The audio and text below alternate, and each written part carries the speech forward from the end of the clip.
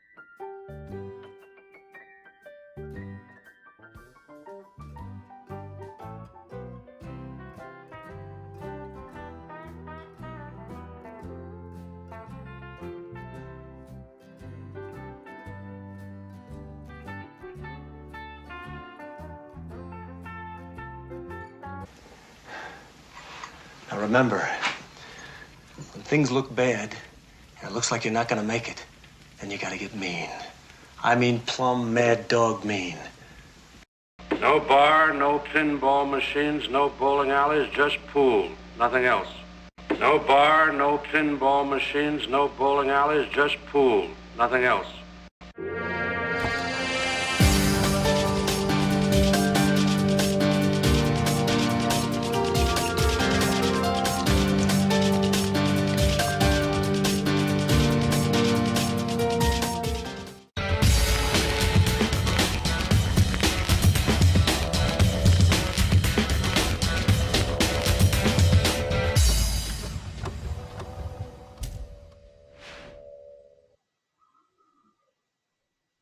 Well, good evening, everybody. Good evening to Fluke. Welcome to Virtual Pool 4 Online. We're here, what is it, Friday the 25th of March 2022.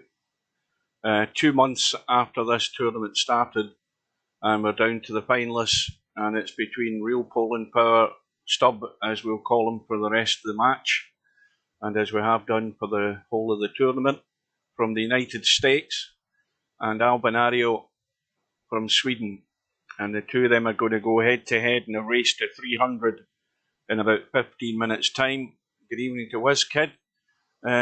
What's the highest? Let me just have a look at that question there, look if you're still there. The highest run made so far is 87 by Mr. Fox. Albinario's in the final with a high run of 85. Stubbs in the final with a high run of 60.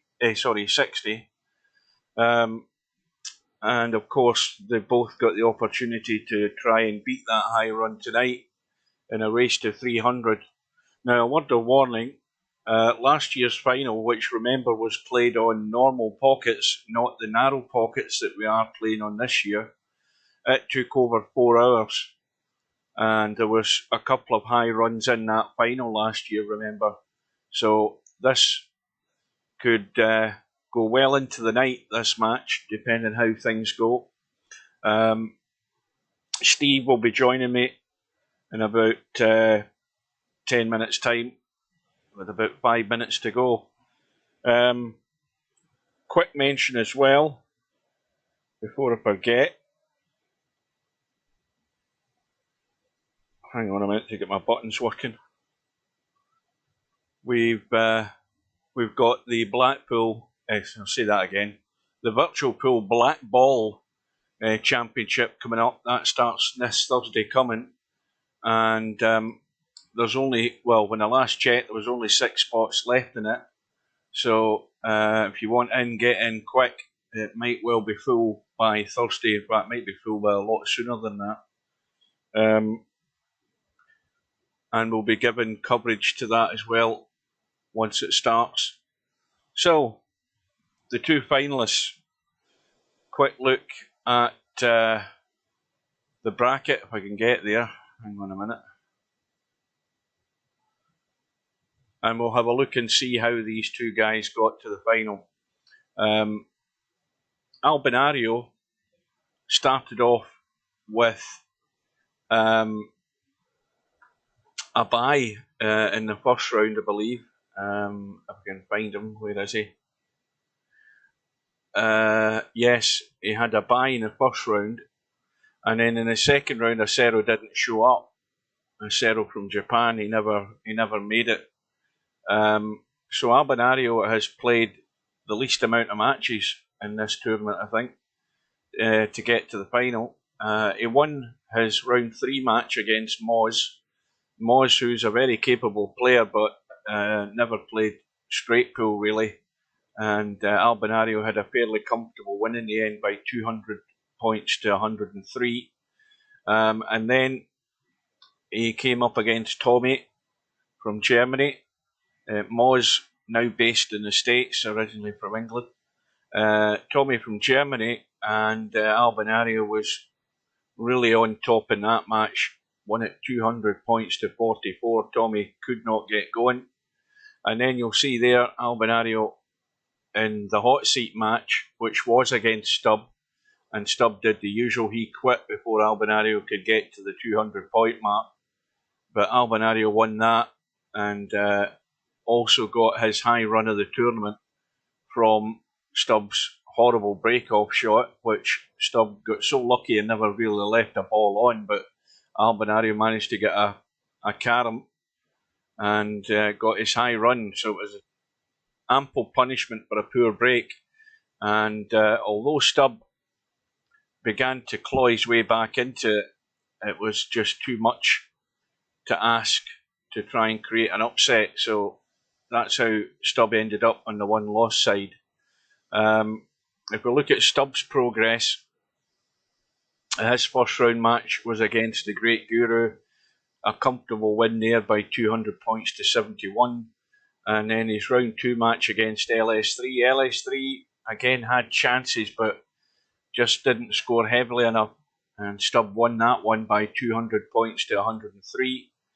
And then Popman didn't get out of bed at all. He didn't make anything difficult for Stubb in that match. And a very comfortable win by 200 points to 33. And then Stubbs' sort of first test in the tournament was against Hairpig from the States, an all US match, and Stubb just managed to get over the line by 200 points to 176. And then, of course, he had the hot seat match with Albinario. So now it's Stubbs' chance tonight for revenge. Good evening to Dwight. Good evening. I think I said good evening to WizKid, didn't I? And Fluke, who's there. No. Albi had got his high run right at the beginning of that match. Right at the start, Stubb lost the lag. Albinario put him in to break, which you do in straight pool. And Stubbs' break was all over the place. He hasn't worked anything out on the break, and Albinario managed to pick out a run of 85. We thought he was going to get the high run for the tournament. We thought he was going to get to 3 figures, but alas, it came off the rails at the end, but it was still an excellent run. Now I can't remember what I was going to say. No, I've totally lost my train of thought reading that chat. But anyway, we've got here in the end. Well, I said this before the match that Stubb had with Bedhead. Bedhead will score points if the points are there for the taking, but where Stubb falls down is the consistency.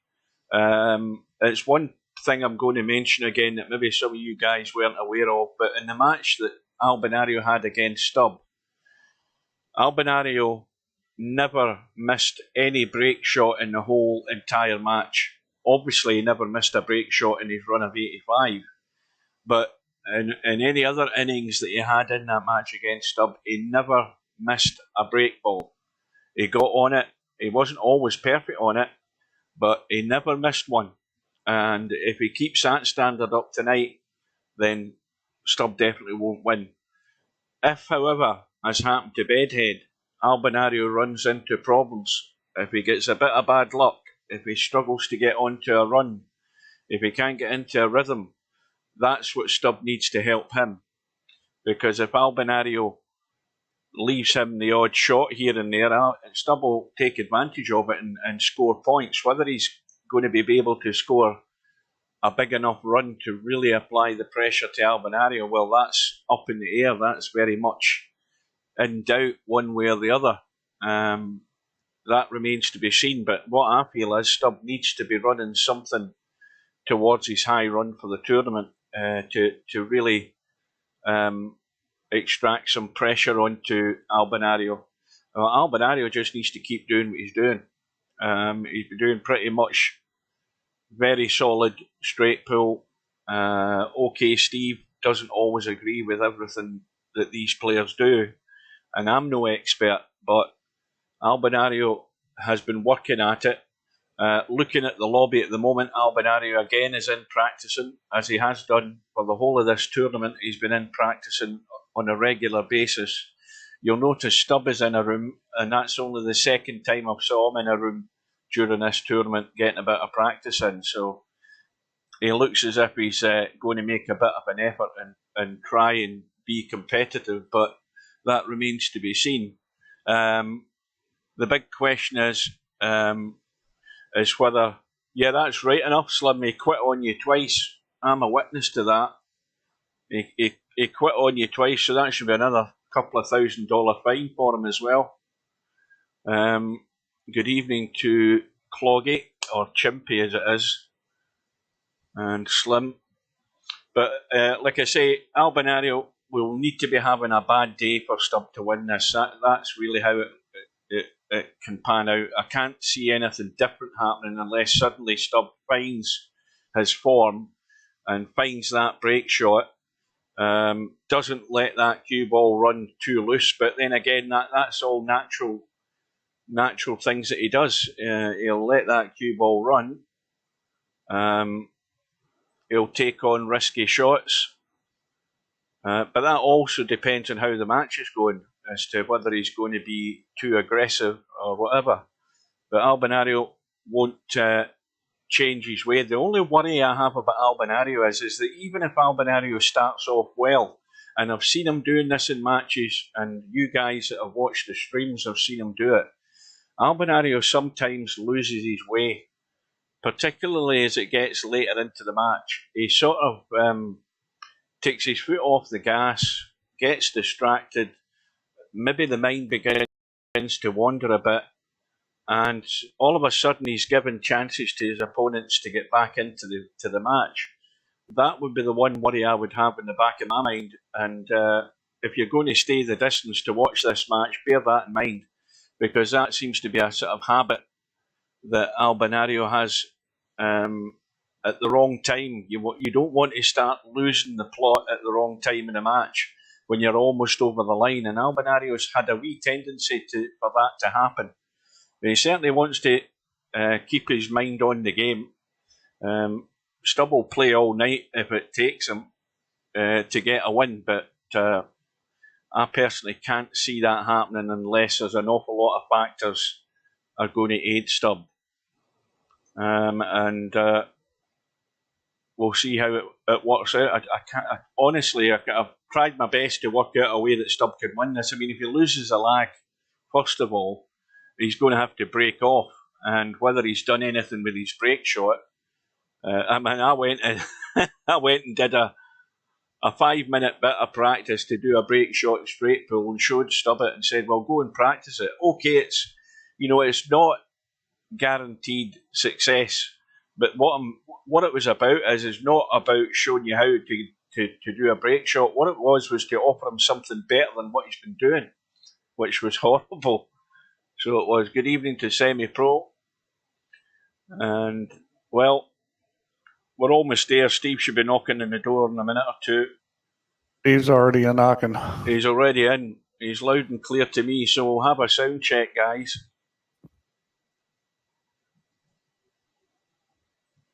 Evening all.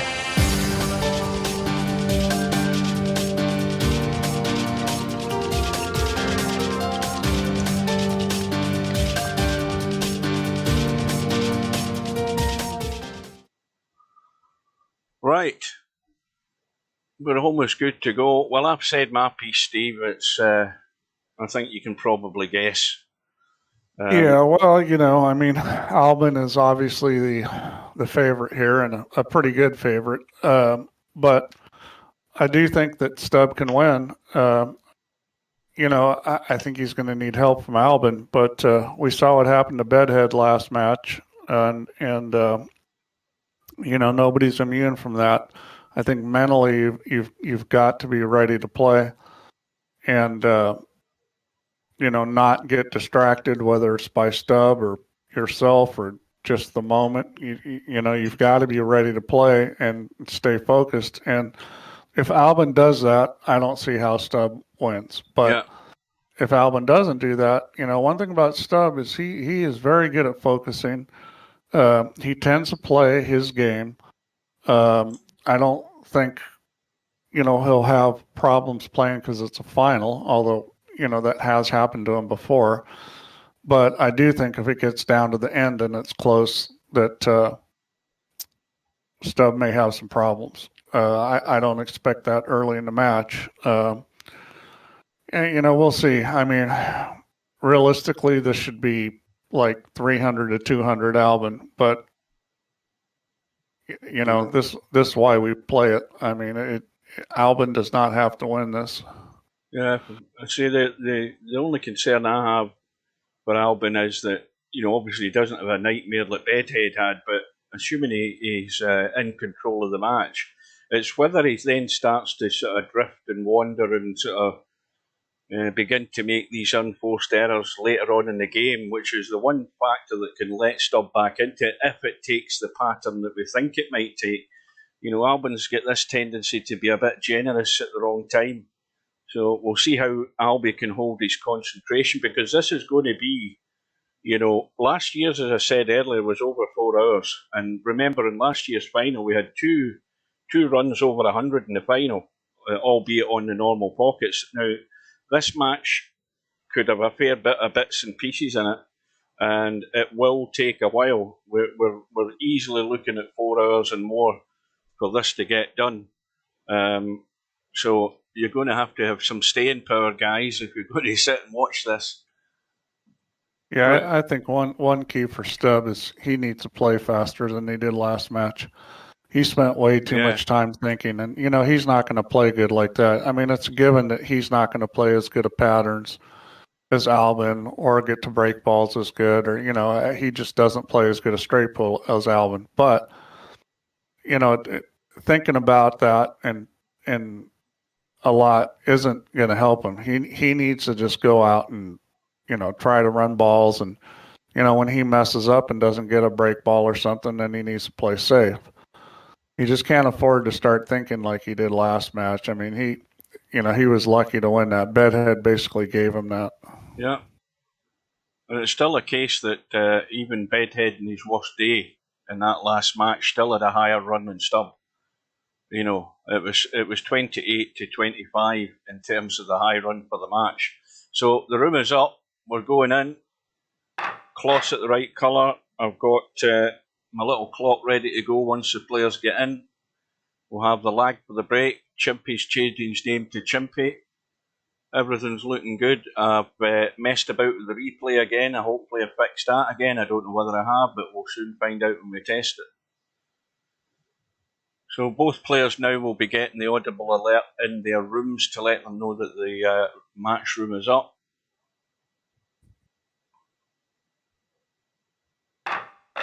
So Albinario is first player in.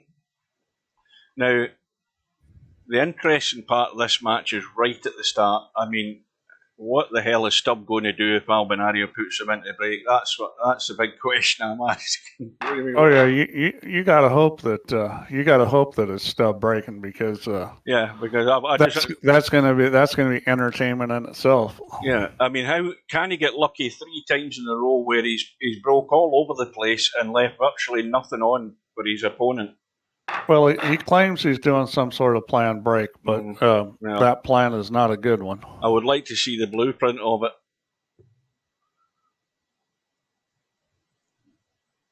I mean, he's better off just trying to, to bank the 5 ball in than he is playing what he's been playing. Evening to Pop Man.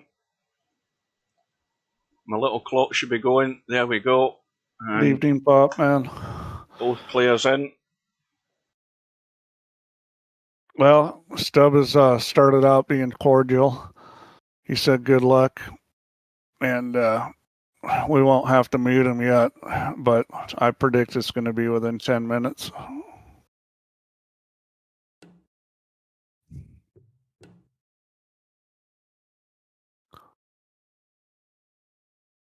Well,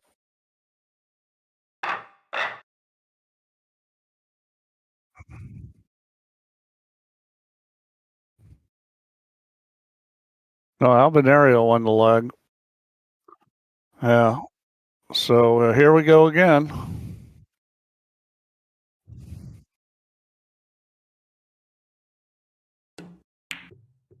Well, that's no good.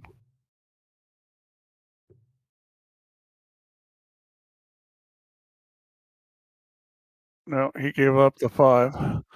and he can get from the 5 to that 1 ball, then he's golden. Or he could play the 11 ball too. I mean, he's got his choice of balls to try to get on. The 1 or the 11 both go, so he's going to shoot this 5 ball and try to get on that 1 or the 11, kind of his choice.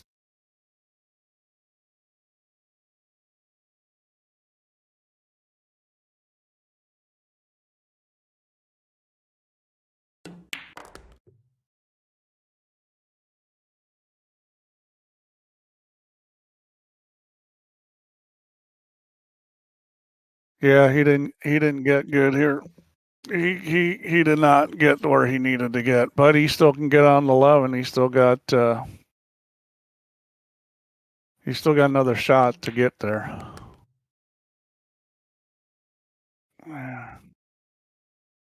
And I think this is going to be a lot better here. Now this shot's a little tricky. I like actually drawing this ball. He's kind of close to the rail to do it. It's the only problem. Going forward's probably going to be okay. It is a little risky. Well, he went for it and didn't hit it hard, which was safe, but it's not going to get the rack split up. That's he needed to put the mojo on that one.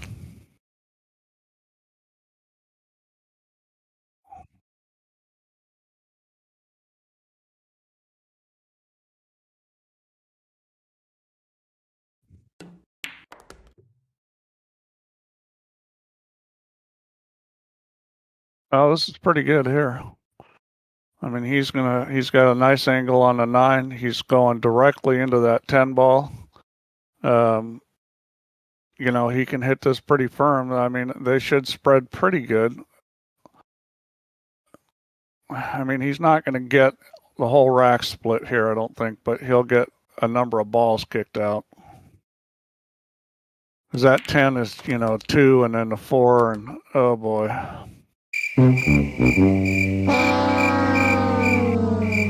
Yeah, I mean, you've got to be thinking about that. I mean, that wasn't really a good spot to try to drive through because there's nothing backing up that 10-2 there. I think he would have been a lot better off playing a little stun or a little bit of a draw on that shot.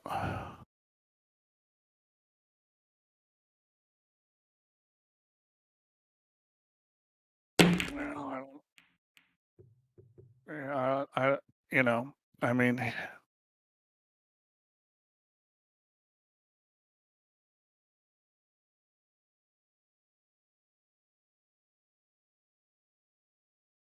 now this will be interesting to see what Stubb does now that he's in control with an open table, whether he can actually put something together. One thing for sure is Stubb pockets balls better than Abelneri. I mean, Stubb is one of the best ball pocketers in VP. So he does have one advantage.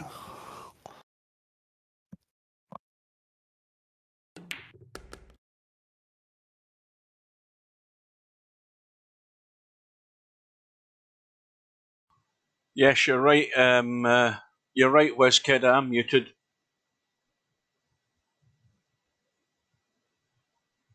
Oh man, yeah, it's like didn't even make to my prediction of 10 minutes. I'm on private chat with him. I don't want that. I want mute.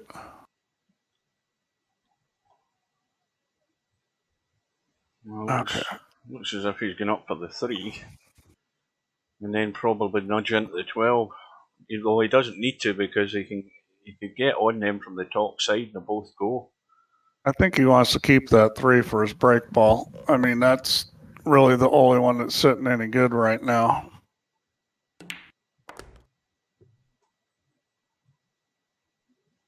Well, you really need to come all the way back around and shoot the 10 or 12. Now he's left himself in a funny position. He still should probably shoot the 12 here. It's just you got to figure out how to get on another ball. Yeah, he's took his brake And, ball. well, see, he rolled up where he can make one. Problem is he's going to have to shoot a bank shot if he does that. Look at these two balls. See, there's not a problem with the 12. It's got to go now because the 10's too tight past it. But, this is the kind of thing we expected out of him is, he's not going to get, he's not going to play patterns where he's going to be guaranteed to have a break shot. I mean, I don't know what he's going to end up here as a break ball, but it's whatever it is, it's not going to be very good. Yeah, it's probably going to be the 10. Yeah, that's just not a good break ball. Not only is it on the side rail, but it's way too high. So you have to go, forward. And at that angle, you're going straight into the rack, and that's how you get stuck. And what's worse is you can't use topspin to try to separate it from the rack because it'll loop and miss the whole rack. So it's pretty much no good. Well, the only thing I can think he's going to do now is, I thought he was going to pot the 10 and try and drop into the rack.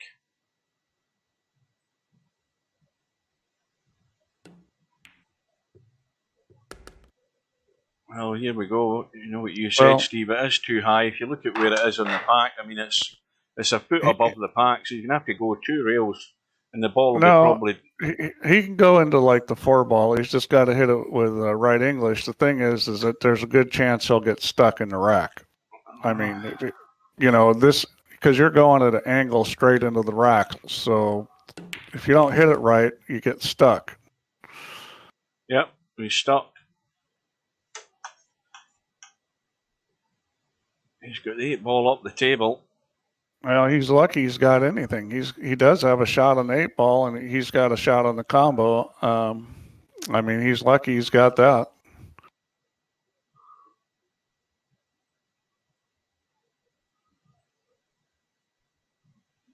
Yeah, this is not easy. No. But, if you make enough hero shots, it could turn into a pretty good run.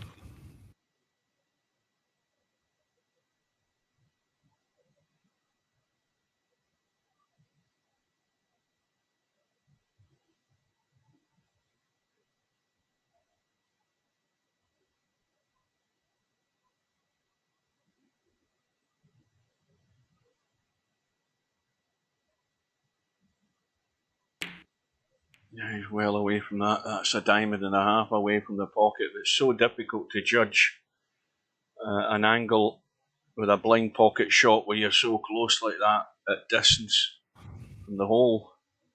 So Albinario has been reprieved. Now, that's a dead 3 ball combo, is it not? Near enough along the bottom rail. Maybe if you hit it easy, it's sitting a little funny. I mean, you can throw that 5 ball down some, which will help. I think it'll go if you don't hit it real hard.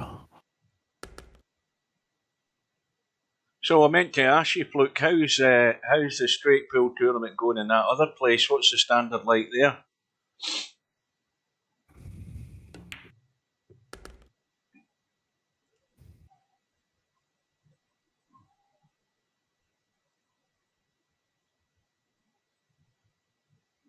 Now, that 7 ball does well. He's nudged the 7 anyway. I was wondering whether the 7 ball went, whether he was going to wait to try and get on it, but... Well, he's got plenty of break balls. I mean, everything's sitting pretty good. I mean, he doesn't really have any problems. I think the 11-5-13 is playable, so I expect that he's going to run this out and get on the break shot.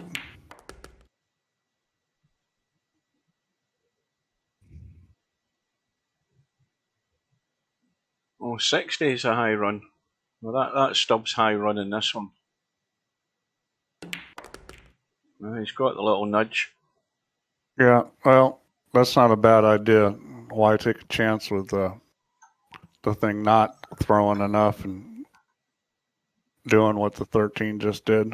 Well, he's working around presumably the 3 and the 7 at the moment.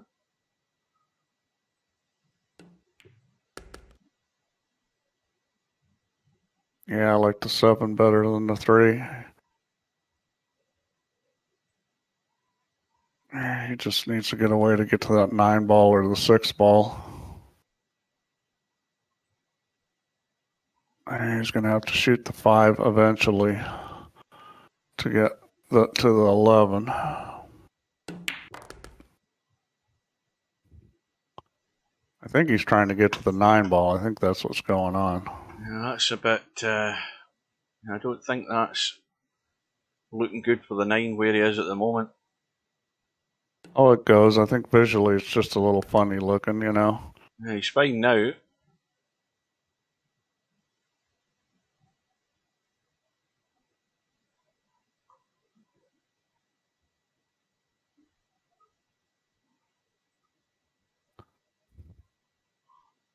Yeah, this is actually a little touchy here because, yeah, he hit a good little stun run. You know, the 5 block part of the pocket, he got funny on the 6. It would have been tough. He hit it that really well.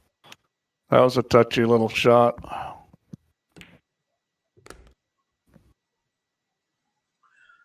Now,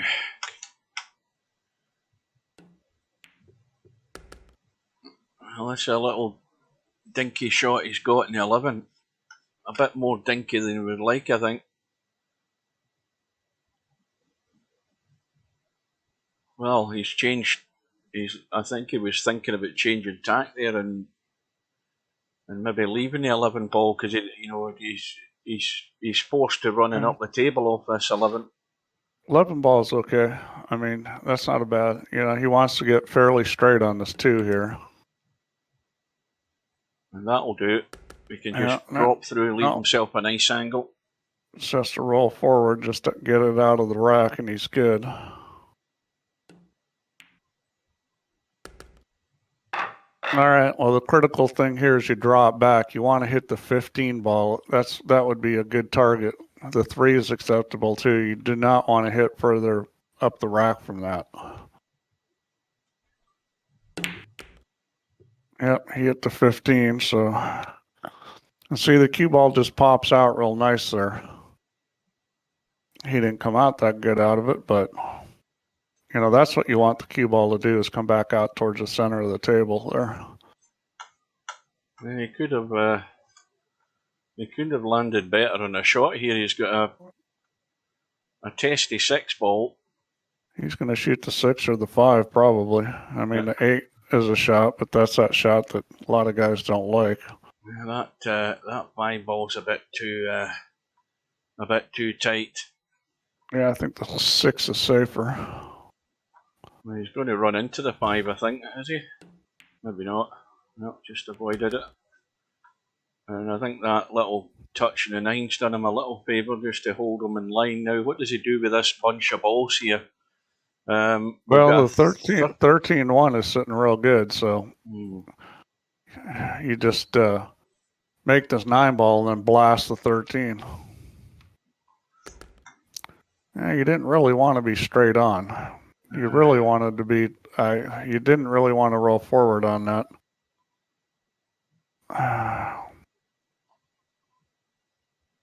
See, because now he's having to hit on the other side of the 13 and not take the cue ball into the rack. He's got the angle. Yeah, this one he's going to have to draw, I think, because he could get stuck otherwise.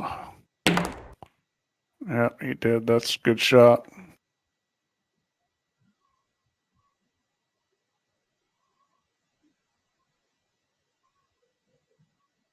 And I think he's going to have to shoot the 14 ball, which is fine. I mean, it's going to come back up, maybe bump that 3 ball and try to get a break ball out of it.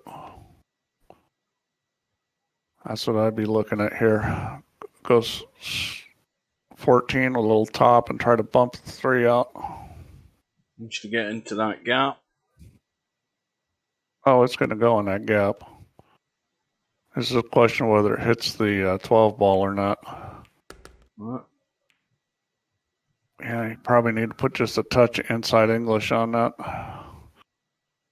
Well, he can bump the 3 ball here too. The good thing about this situation with the 3 and 2 is you can hit into that 3 with a little speed, because the 2 ball is going to take the speed off of the 3 and shove it over there outside the rack. And I'd be shooting the 12 here and running into 3. Shooting the 12. Yeah. Shoot the 12, run into the 3. The 3 hits the 2 and then pops right out as a break ball. I didn't get a chance to look and see. Was Albinario, did he actually have a shot in that 12 ball? Yeah. Yeah. Yeah, he did. And it was perfect to come up and hit the 3.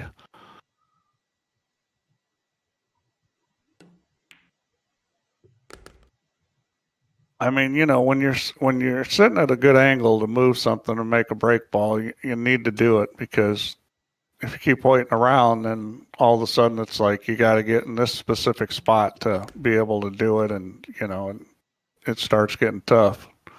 Yeah, that's where you've got to be proactive and react to the situation, whatever, you know, and take that opportunity. This is why you always have to stay alert. The pattern can change, you know, whether it by mistake or by accident or by good fortune, and you've got to be able to deal with it. You've got to have some kind of plan of how you're going to get a break ball. You know, if you don't have one, you need a plan of, okay, how I'm going to get it. And if you look around the table, it's pretty easy to see where you could, you know, bump this ball or that ball, or, you know, to get a break shot. But, you know, he didn't do that. And now he's going to have a lot harder time getting one. Like where that 3-2 is sitting is no good. I mean, he can't bump the 2 from here. He's bumped it in. Well, he's bumped it more into the pack, so that's dead. Yeah, it would have had to be in front of the 2 ball there, 3 ball there, to bump it across to the other side. Now he's probably going to try to bump it here. But see, you know, he passed up some real easy opportunities. That 3 off the 2 and pop it out was a super simple shot, because it wasn't very speed dependent and the line was pretty natural. And I'm not sure why he's not shooting a 10 and trying to bump the 2 right now. Maybe he's just going to leave the 10 as a break ball, which, you know, it's okay. It's not the greatest break ball, but it's okay.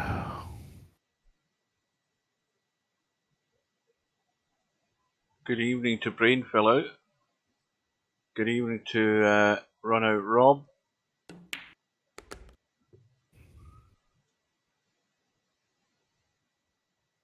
So this is Albinario's second visit. His first visit was just 3, having won the lag and put stub into break.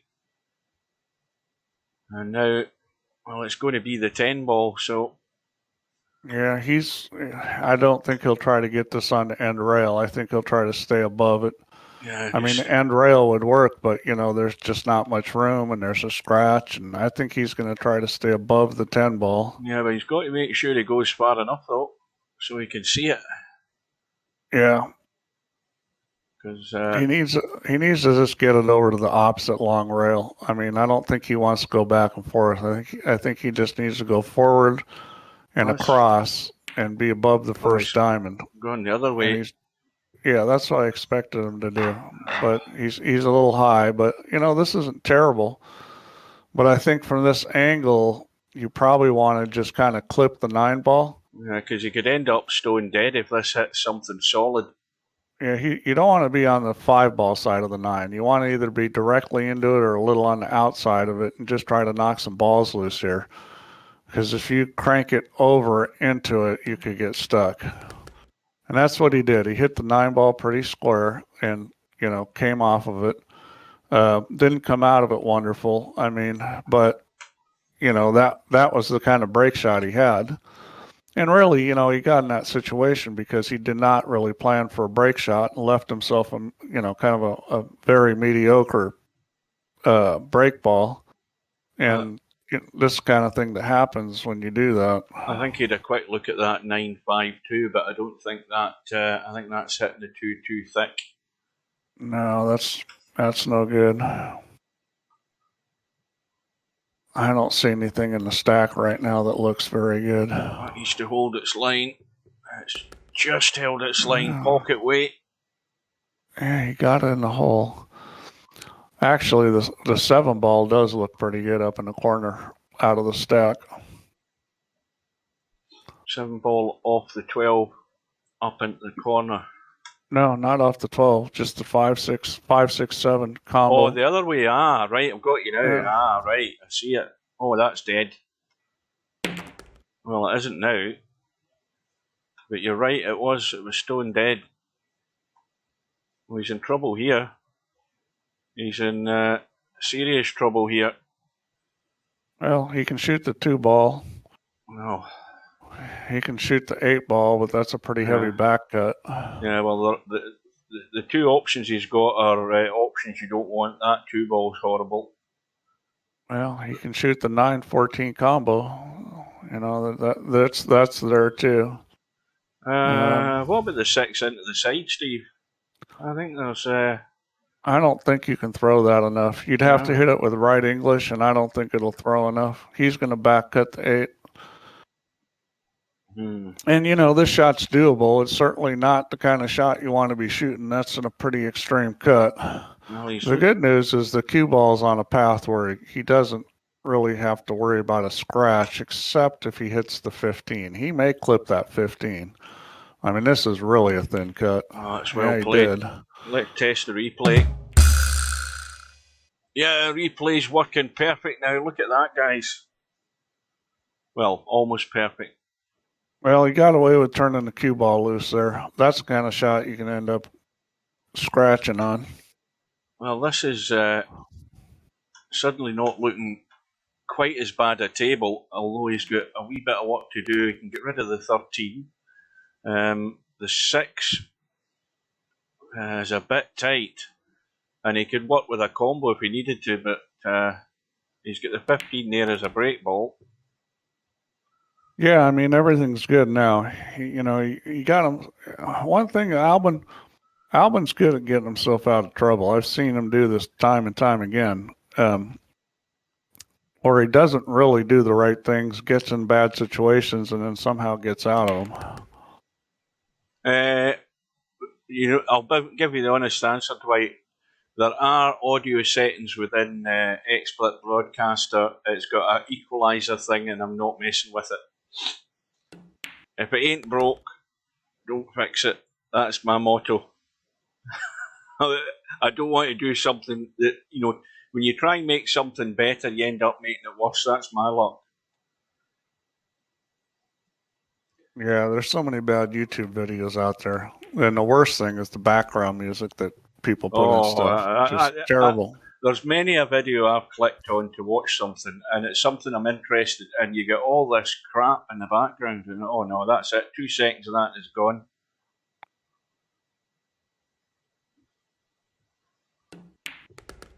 Well, Albinario, slowly but surely, is in the construction of one of his half-decent runs. Yeah, he needs to get to that 14 so he can shoot the 9. I mean, it's 14-9-6. Looks as if he's around the corner and into the middle of the table, the way he's going.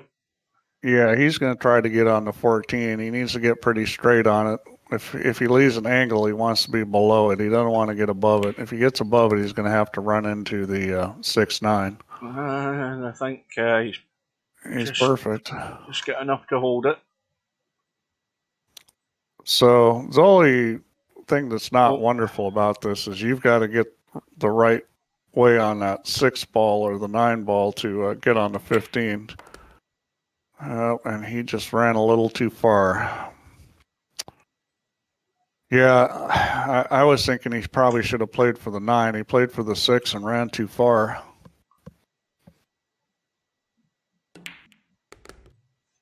Well, there goes the 15.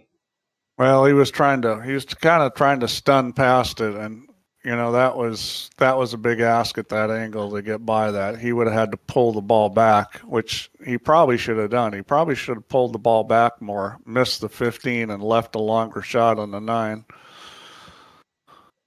So, we'll see what he can come up with as far as how to break. I mean, well, it'll be a good one from here because the 15's sort of right at the back of the pack, below the pack, and not in a great spot. Oh, it's in a terrible spot. He's trying to get above the pack, which he has done. he's got a little bit of angle here. I mean, he doesn't have the angle he can go forward. He's going to have to come into the side of the rack. If he was straighter in, he could have gone forward. I don't think he can from there. So he's going to have to kind of like stun this over. It's going to have no speed. Yeah, it's always going to run up the table. And that'll do it. He's got a shot. That's all he came out of that smelling good, I'll tell you. That was a pretty good shot. The way he hit the rack was good because the cue ball came off and separated. Good evening to Blind Hog, the cowboy genius. Oh, stub muted. Yeah, it didn't take long.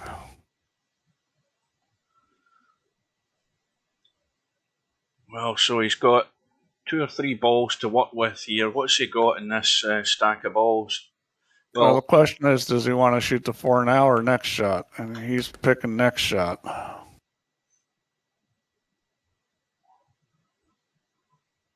And I think he wants to go right up strong into that 9 ball here.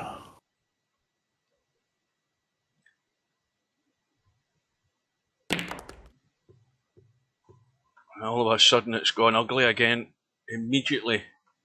Yeah, well, that was a little bit of a funny shot there. Well,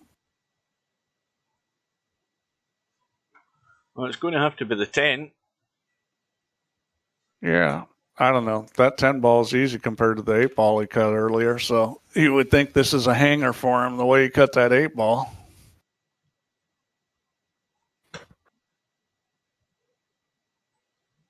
Well, there's nothing going anywhere, so 10 ball in the corner. Are Russian players banned from the upcoming black ball? Well, how many Russian players have we got? Have we got in PP for? we've got some, but the thing is you know, people are liable to put anything for their country, for their name, for their gender, so you can't tell who's who. And most Americans have either got Irish or Russian blood in them. So Steve should ban himself. He's probably related to somebody in some far off country. I've got Ukrainian blood. Yep, there you go. Although there's not a whole lot of difference between Ukrainian and Russian blood.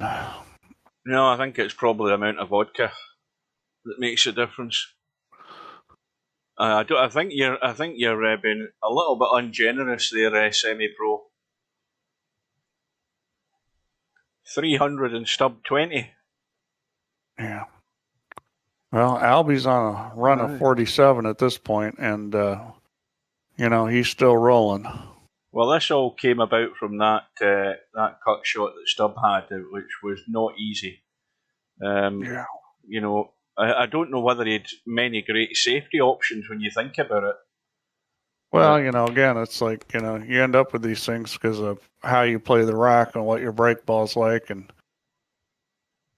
he got himself in that bad situation with that high break ball that, he stuck the cue ball in the rack. And you can only blame yourself for that stuff.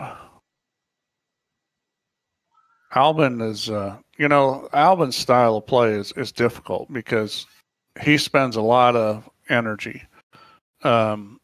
He's very focused and he's, very under control, but he spends a lot of energy, and it's kind of a tough way to play because if you watch the great straight pool players in real life, they will spend a lot of energy, but they tend to play a little bit more in a rhythm. And when they have simpler situations, they'll play pretty fast, and they'll really focus in on some key shots that are difficult.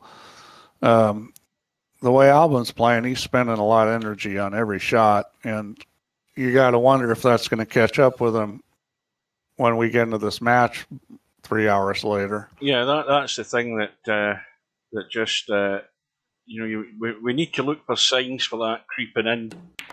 Mind you, having said that, Albinario could be running to the finishing line right now. Well, I doubt he's going to run. I doubt he's going to run 297 out, but he's certainly playing good right now. This is sitting pretty good to bump this 8-ball. Just tap it real easy and bump it over outside the rack. It's got to be pocket speed on this 11-ball. There he goes. And that's what he needed to do. He just, he's a little funny, but, this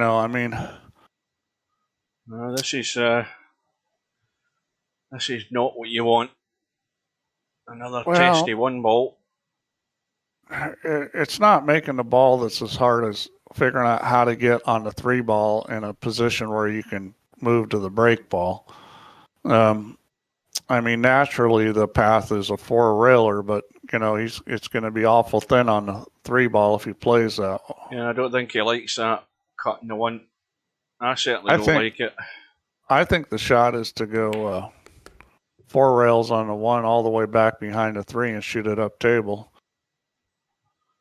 But he's gonna go inside this 3-ball somewhere up there. Well, especially against somebody like Stubb, taking a chance shooting that 1-ball isn't the end of the world, because there's no guarantee Stubb's going to get on the break ball and make a break shot. Left English to get inside the 3-ball, and I think he's played it pretty damn good. He's just maybe a wee bit more than he would have liked. But he's going to have to hit this real easy to hit the rack. Yeah. He cannot hit this with any kind of speed.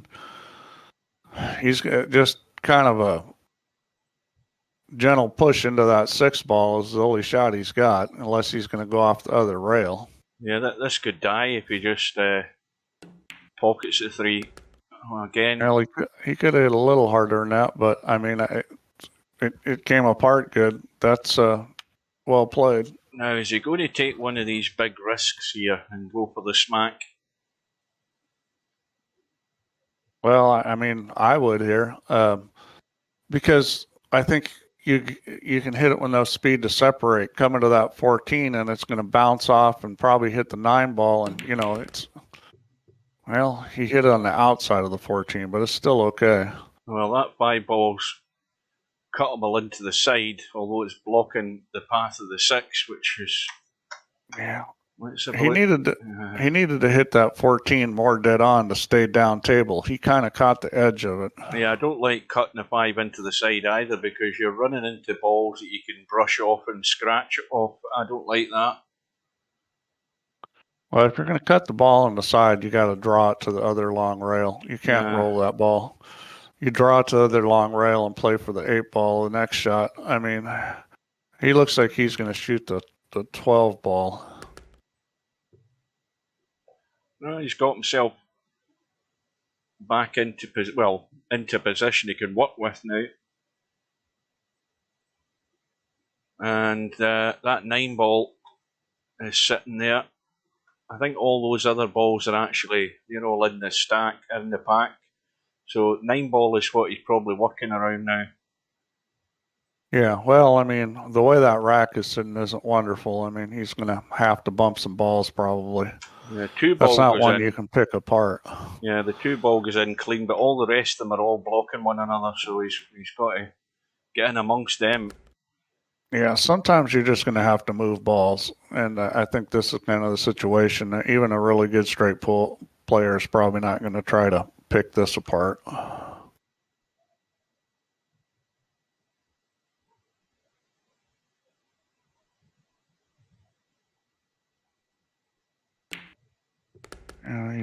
He's going to give up his break ball, but sometimes that's the best thing to do.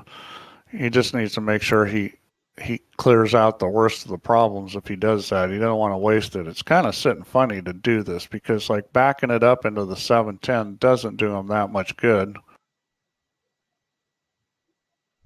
He's going to try to go forward, which I don't see this being all that great. He's going to have to hit it pretty easy to get into the 4-ball. Yeah, I think he'll hit it fairly thick, this 4-ball. No, I don't think so. Not unless he hits it easy. Let's see what he's doing. Yeah, he's hit it Yeah, almost he hit full it on. pretty easy. Yeah.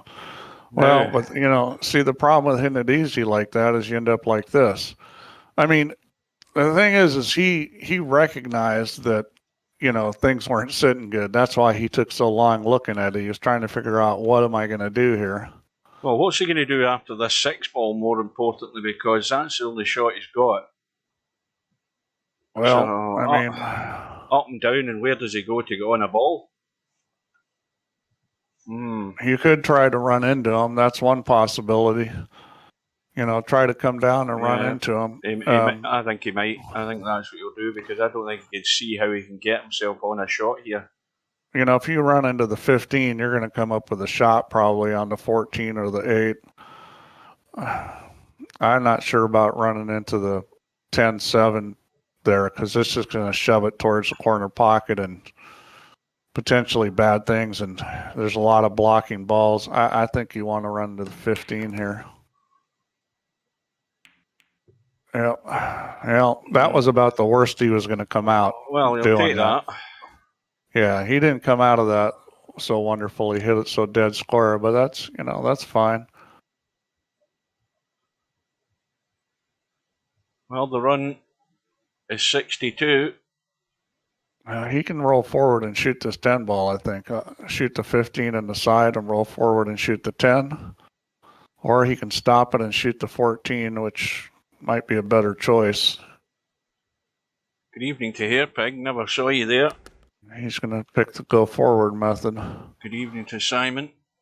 He's got to be a little careful here, you know. He needs to stun this pretty hard and move the 7, but he doesn't want to pull the cue ball back and get behind it. You know, his plan needs to be shoot the 14 next.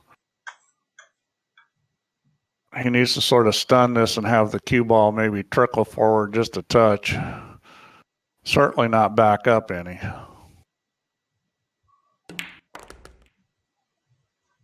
Well, he took a chance there, and I think he might have got away with it. I think that 1 ball will go in the hole. It's tight. Yeah, it's... He can shoot the 7 up table if he wants. Or he can back cut the 14, which is probably less desirable. I mean, the 1 goes, no problem. It definitely goes. When you're right behind it, it goes. You can easily cheat the pocket. That's just, to me, that's always been like a shot I never liked, because it's like, you know, you don't want to hit the 8 ball, but you know, if you hit it over too far, it could hang up. I mean, I think that's the right shot. I just, personally, I've never liked that shot. Yeah, plenty of rail to cheat the pocket. Yeah. Now, where's this break ball? Is that 4 ball still going to count? The 4 ball's looking real good to break off of. You know, he's going to have to shoot the 13 or the 8 here if he wants to use it. Yeah. I think he's... I mean, if he pots the 8, he may well run into the 13. And well, if he pots the 8, I think he wants to run into 13. The problem is you don't want to hit the 4 ball with it. Yeah, he doesn't want to nudge the 13 right onto the 4.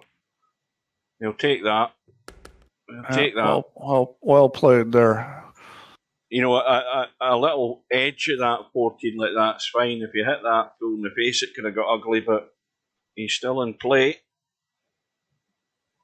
Yeah, he's fine. He's going to hit this a little right English, I think, and just, he may come up for the 13. Yeah, that's what he's going to do. Well, 13, 14 out into the table, far enough for the break shot. It looks fairly straightforward. Yeah, the only thing that's weird is if he's going to have to go forward here and then come across the line, which it's never as good coming across the line. It would have been better to be high and shoot the cue ball off the end rail, but you know, his speed's good enough. I'm sure he'll probably get pretty good on this 4 ball. Well, I'll say now, this is a commentator's curse coming. Albinario's not missed a break shot yet since his last match. Boy. Oh, is he going far enough? Oh, I think so. Well, that's the problem with coming across the line, is it's a little dicier on the speed and getting in the right spot. But he's okay here. I think he's going to probably draw up into the 2-ball, and there's no danger of scratching here. He doesn't want to overcook this draw here. Oh, he skimmed the wrong way. I think he's dead now. Wow, that came out funny. That really came out funny. Well, he's going Maybe he cut that into the thin side of the pocket. You got a replay on that? No, That'd no, be interesting. That's long gone. Yeah, because I thought he would hit up higher on the rack than he did. Well, I hope he's looked at this stack of balls before he plays this safety, because Stubbs got a 6, 15, 13 possible combo. Well, I'm looking at this 14 ball, and it looks like it's dead. It's let's put it this way. It's very close. It is very close. Now, it looks like it could hit the long rail. It's very close. Now, where are you spotting this 14 ball going to, Steve? Because I can't see. In the corner pocket. You shoot the 12 off the 7 ball into the 14. It looks to me like it's maybe going to hit the titty on a long rail. It's pretty close. Well, I think he's just banking this 13 up the table, and he doesn't want to expose the 1 ball doing this. I think the 6, 15, 11 is going to just cut into the long rail. That's no good. Well, the run is going to end in 70.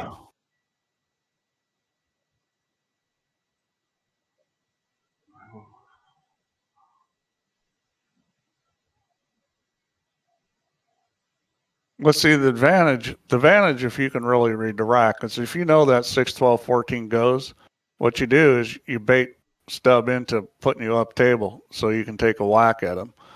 And, I mean, that's is a legitimate strategy, is bait the guy into giving you a shot at something you like in the rack. And this could be it. All Stubbs got to do is send him up table and give him a shot at that 6 ball, and he could play that shot. I wonder if Stubbs seen the shot you're talking about, Steve. Yeah. He's calling the bank the 13, is he? I think he thought about it there. He should be ducking for cover. Because what Stubb doesn't want to do is to do something daft and just let Albinario go off in another roll. Yeah, I think that 6, 12, 14's dead. I think it's sitting pretty damn good. The chances are it's not going to be there for much longer, though, I think. Well, see, here's a shot where, you go off this 2 ball and send it up table. If you get him in a spot where, he really needs to be over on the...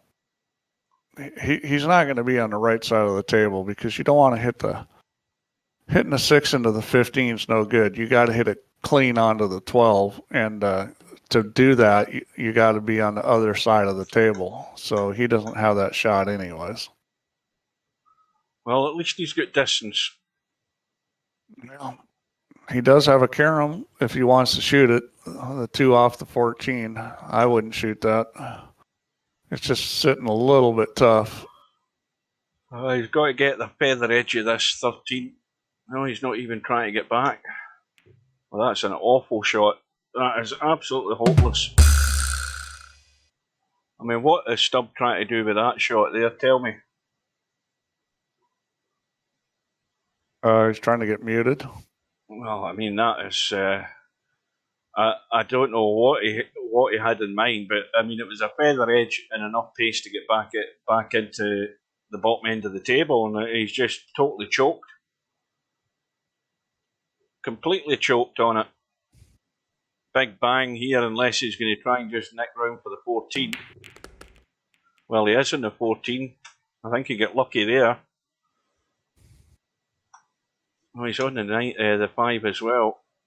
Although that's just going to brush him into the 14, I think.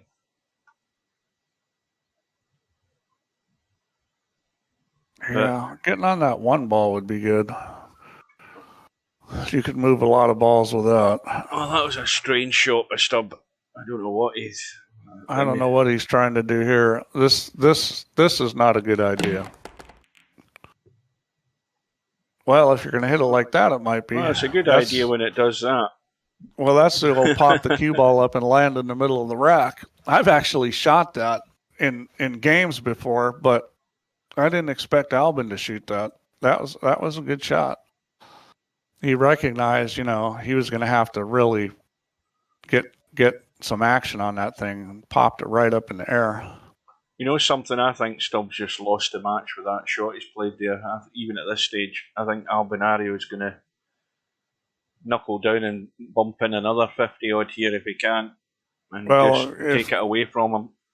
If he can do that, then it's going to be hard for Stubb to win. If he starts running 50s, consistently. I mean, a run of 50 every other turn, and Stubb can't win. Yeah, and any more shots like that, and Stubb can't win either. The one he just played.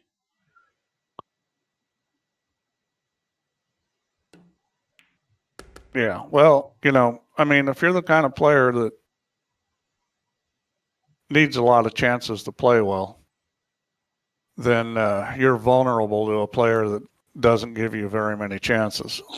And again, he plays predominantly the 9-ball. 9-ball is not necessarily a game where you need a sort of delicate touch most of the time. And when you're playing a safety like he was trying to play there, it was calling for a cigarette paper thin edge of the 13 and then get the cue ball spinning up to the top rail.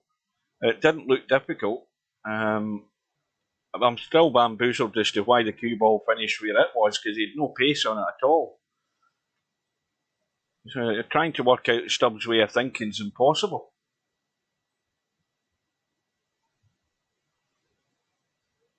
I'm not sure what Albin is thinking here. I mean, he can shoot the 11 if he wants and drift over and then shoot the 10.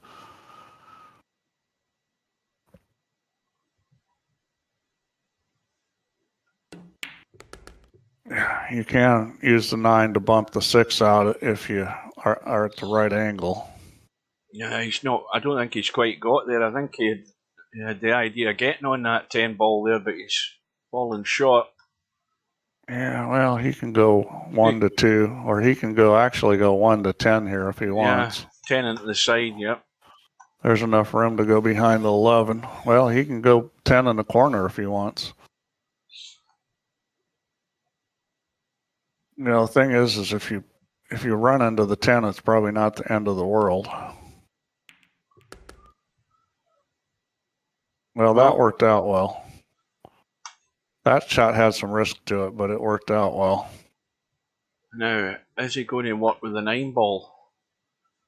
I would think so. He just nudged it into play, so that's where he's going to focus. He's just got to figure out how he's going to get there. I don't particularly like leaving the 2 ball as the key ball to get on the 9. I've done that so many times and found out it's not really that great a ball. It's just hard to get the right position. I mean, he's better off leaving any of the other 3 balls, and I think he will. He's going to shoot the 2 here.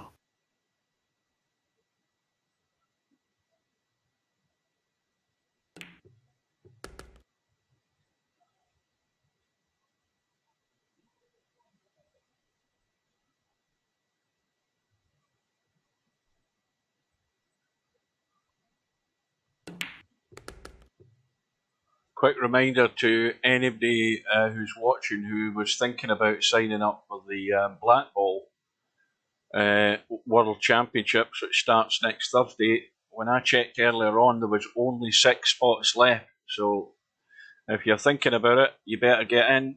It's going to be full. Yeah, well, he left himself this shot where his position's across the line again. Well, let's see. Which I'm not a fan of this time. I mean, if he can come up with something, he's good here, because this really is not the greatest shot to have. Anywhere up here, if he gets to the donut, that'll be Albin just has really good speed. Just passable he's got there. Yeah. Well,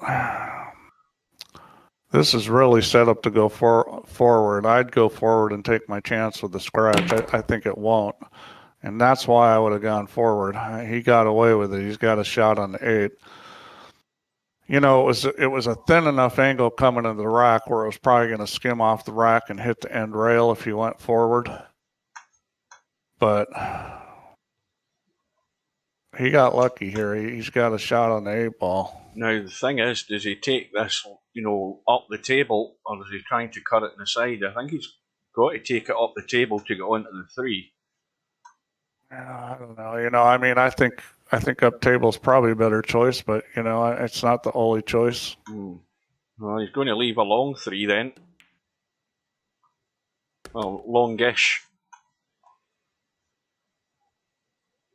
Now, the problem, of course... Yeah, the problem is he going to nudge the 6? Because at 2 and 10, I don't think, or the 2 and 12, whatever it is, I don't think he needs to touch them. They're okay as a combo. So if he can nudge the 6 here, he can deal with that problem later on. Well, if he nudges the 6, he can shoot the 212, because I think that's what he's going to have.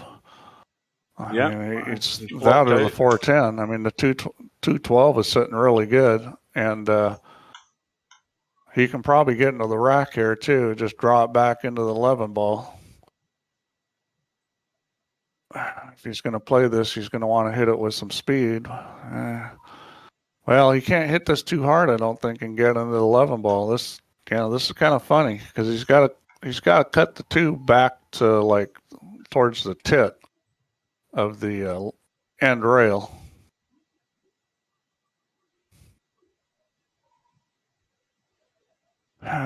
Might be better just to make this run into the 4, take the 10, and wait on the rack. This is one of those shots where, you try to go on the rack, it may not work out that good. Hell, he came out of it pretty good. He's got an easy combo. He could shoot the 6. He could shoot the 13.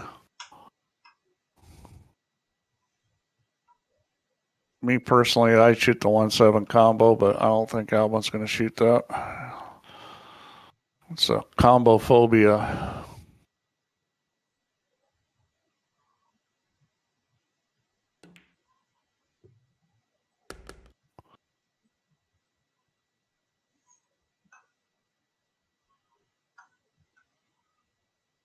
Well, let's see what he decides to bump here. I'm sure he's going to bump something, either the 4 or the 15.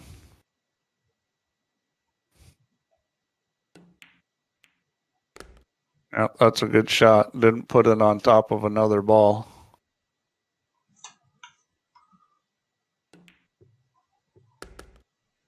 And these little things, Albin's working through this pretty fast because he has a pretty good idea how to solve these little several balls near the end rail. And this is more, working at a pace. Now he's looking around. See, what he should just be doing is going 10, 15, 4. Just getting those balls out of there, and I'm not sure why he's looking around so much. I think he's looking at the 13, because the 13 goes into the side. Well, although he's certainly not played for it there.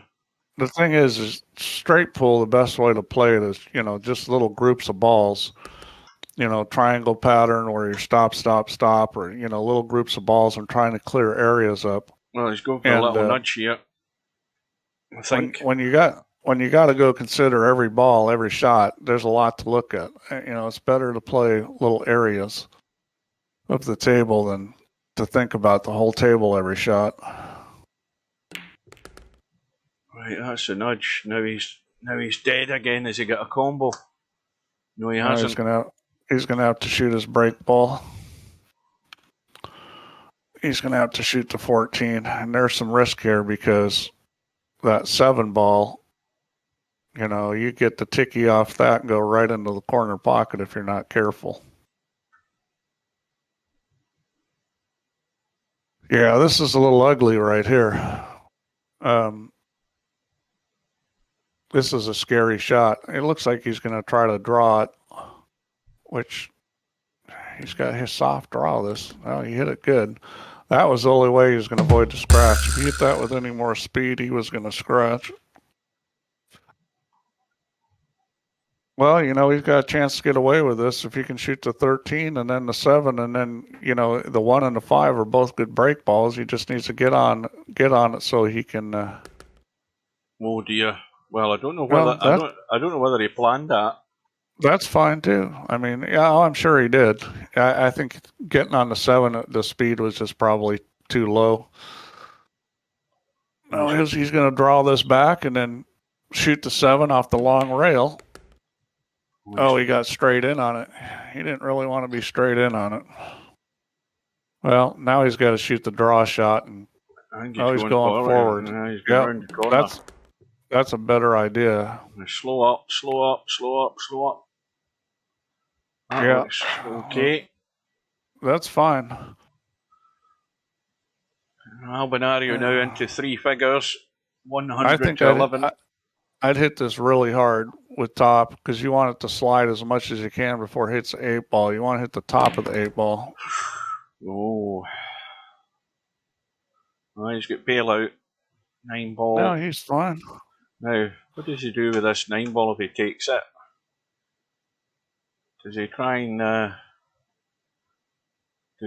run into something here, even at this stage? He could try to run into the 10, or he could go back out and shoot the 12. He could come back and go out and shoot the 12. Well, he's going to have a wee bit of right on this. He's going to try and get into the 15, I think. Yeah, that's. I wouldn't be doing that right now. I'd either come out and hit the 10, or I'd come around to shoot the 12. He's thinking of shooting the 13 here. I don't think I'd run into the 15. Too many things can go wrong there. Well, he's going up table.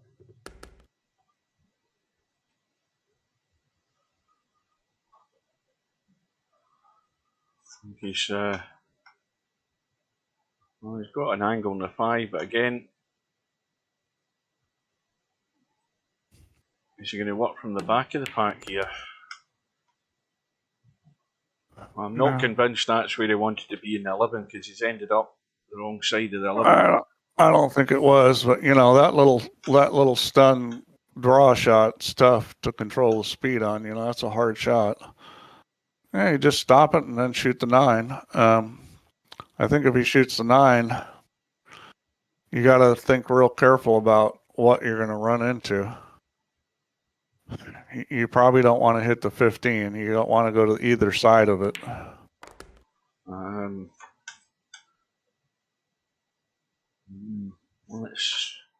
I think hitting the 7 square would be good. He's not going to do that. He's going to come around. And ultimately, this might be the best choice. Just give up the break ball and, try to make another one because... Yeah, this might work out okay if he gets a little bit of running. Yeah. There's a slight bit of risk here of scratching. See where the cue ball was going? Yeah. Well, 4 ball can take care of the problem that's there because that's clean, it goes. Yeah, he's got a break ball on the 10 ball. I mean, he's fine. I mean, he just may have to shoot his break ball here unless he wants to shoot the 15.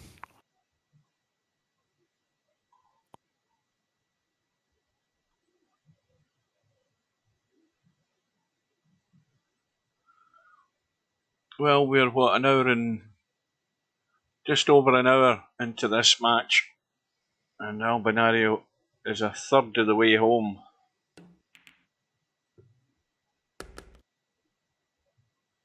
Oh, well played there.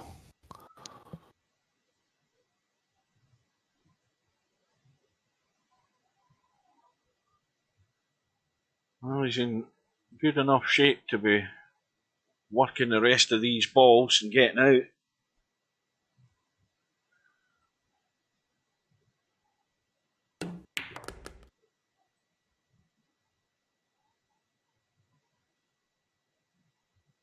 Yeah, well, he's at 35 now, so Stubb is paying for that shot.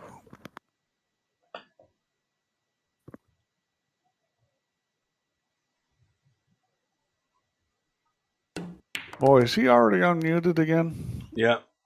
I need to bump up the mute time. Yeah, you know what you need to do? Bring in the perma-mute button.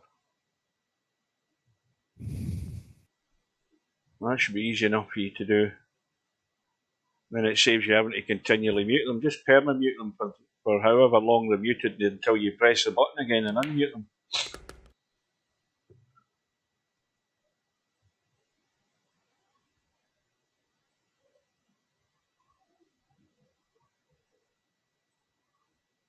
Well, bang goes the... What's that ball? Oh, it's out the pack anyway. The 10 ball's still a break shot. I thought he was going to work around that, but the 14 was in the pack. Yeah, he's a little funny on the 8, but he can just touch draw this. He's going to have to shoot the 3 next. He may shoot the 3 now. This is a little funny. I consider shooting the 3 now. He's not gonna. Yeah, the only worry with the 3 ball is you're brushing off that 4. He's going to shoot the 4 after this. Yeah, this is fine. Yeah, because he can bump the 3, and that was a good choice.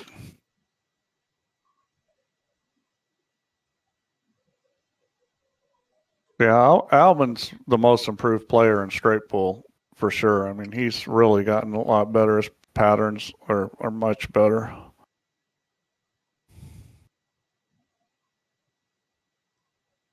He's going to shoot the 3. I'd probably shoot the 4 here, but I'm pretty comfortable bumping that 3 ball. Around the 10 and out. Yeah. Yeah, and that's kind of funny. Yeah, the one thing that's noticeable tonight is I don't think Albi's had a shot where he's had a simple roll on to the break shot. He's had to manoeuvre the cue ball to get there. Yeah, he has not really played the key ball paradigm very well, but you know, he's managing to get break shots. This is not ideal where he put it, but you know, if you make the ball, then everything's still wonderful.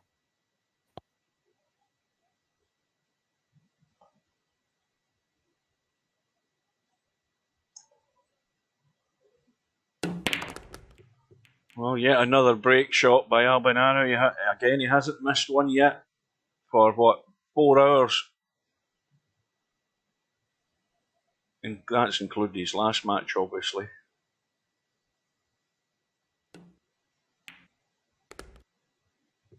And he's off and running again, folks. Yeah, I'd like to see him pop off a big run, getting the triple digits here, because he's, you know. Well, he got close, but he's still got time to get there. He'll be trying his damnedest to do it.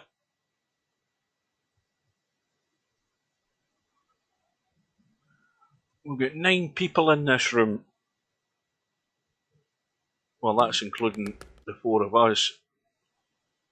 We'll get Vince Says in the room, Blind Hogs in the room, Pool Lover, Disabler, Dom. Well, you know, the thing is, if Albin gets a really big lead, it's going to be hard for Stubb to win because he's not. I don't think he's capable of popping off too many big runs because he just makes too many pattern mistakes. Yeah, I'll tell you what I think he is capable of doing. I think he's capable of bailing when Albinario gets too far in front. I think he's. No, that's going to be a $2,000 fine this time. He's going to get a $2,000 pop if he does it. So. I'm not gonna predict he is or isn't, but if he does, he's getting fined $2,000, and he doesn't have that much money where he can afford to do that. He'd be better off like gambling with his money than giving it away in fines.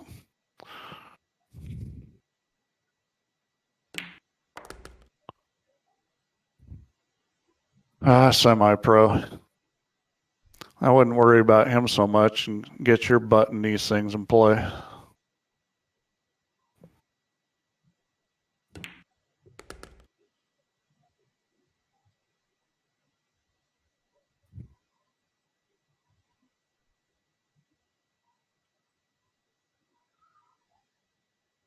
Now then, what's he looking at here? Obviously, the 3 ball and the 1 ball are the issue. And yeah, they go up table. I think he's probably going to shoot him up table.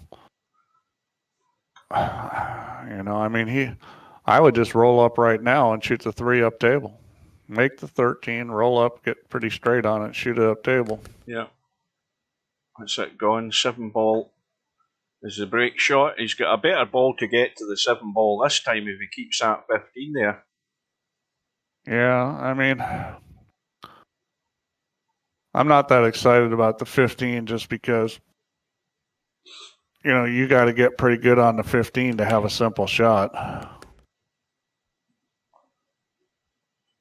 I think if he can come up with a plan here where he can get on the 1 and just roll forward and control the speed, then the 15 will work. He needs to get pretty straight in on this 1 ball. Yeah, just roll it into the side. He should be good. Yeah, he's a little funny. I think he can. He's gonna have to spin it. Yeah, he's still gonna be not optimal, but I think he's good enough. He can just roll this. Let's just roll at pocket speed, take a little longer shot, and it's fine.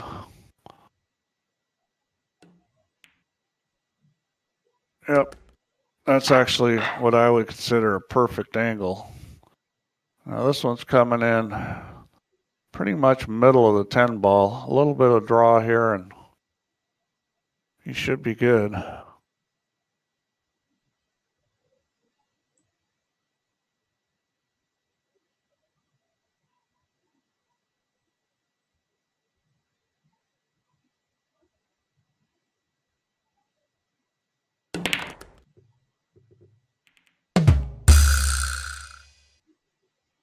Well, that wasn't so wonderful, was it? That's either you need a lot more draw than that or a lot less than that. And I would have hit it with less, but I've seen guys, you know, play it where they pull it back off the end rail. Well, he's going to have to hit this 1 very thin if he's going to try and cut that 1 to the 5 and pot the 5. No, that's crazy. Yeah, that I think that's the only crazy shot he's got, Steve. I don't think he's got anything else. He's got absolutely nothing. There is not another shot on. That's what he's going to have to do. It's not looking very good. Well, I'd think twice about shooting that because at that angle, Yeah, I don't like it either, but I think it's going to want to throw. I mean, that's a tough shot. I mean, he's got to feather that 1 no more than a cigarette paper and get the hit with pace. At best, he's going to get it into the right cheek on that pocket, and he'll have to hit it real good to get there because it's going to want to throw. Well, I'm looking around like Albinari's doing, and I can't see any other choice. I mean, he could be looking at a safety, but where's he going to find that? He could just. He could I don't think he could run into the balls there and into the gap there and just sacrifice a point. You can play the 15 ball, right English off the rail. The 11 ball helps you there. The 15 ball will go. I mean, if you play a lot of 1 pocket or pull where you kick at balls, I mean, that's not an unreasonable shot. He's trying to get behind the 5. He's running off the 10 and behind the 5, but looking at that shot, coming off there and down that's here. Not a bad shot. That's a pretty standard 1 pocket shot there, is to come off that 10 and go behind it. Oh, he hit it too easy. Oh, he's lucky. He's lucky he did not scratch there because he hit that just not quite enough speed.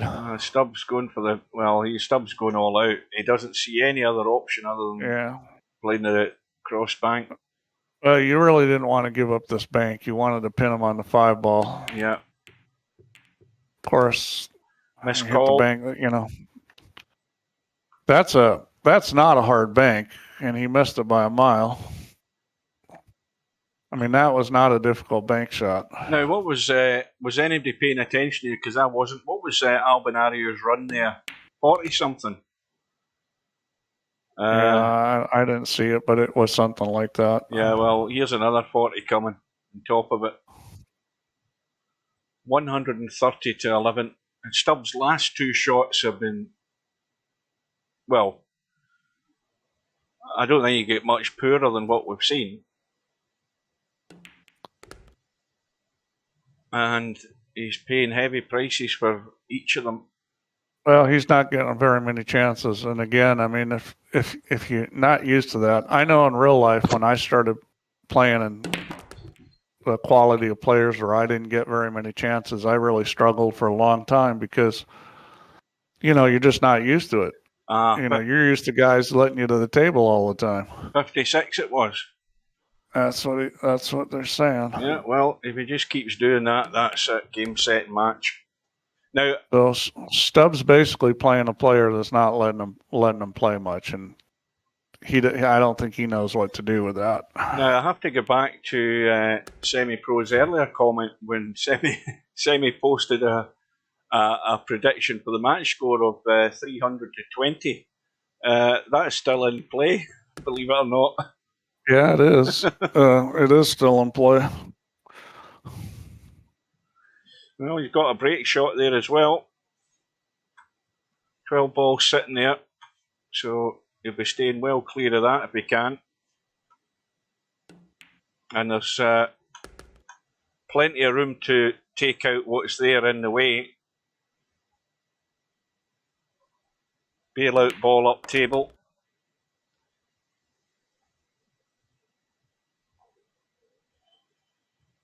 Or you could use the ball up table to get on that 12.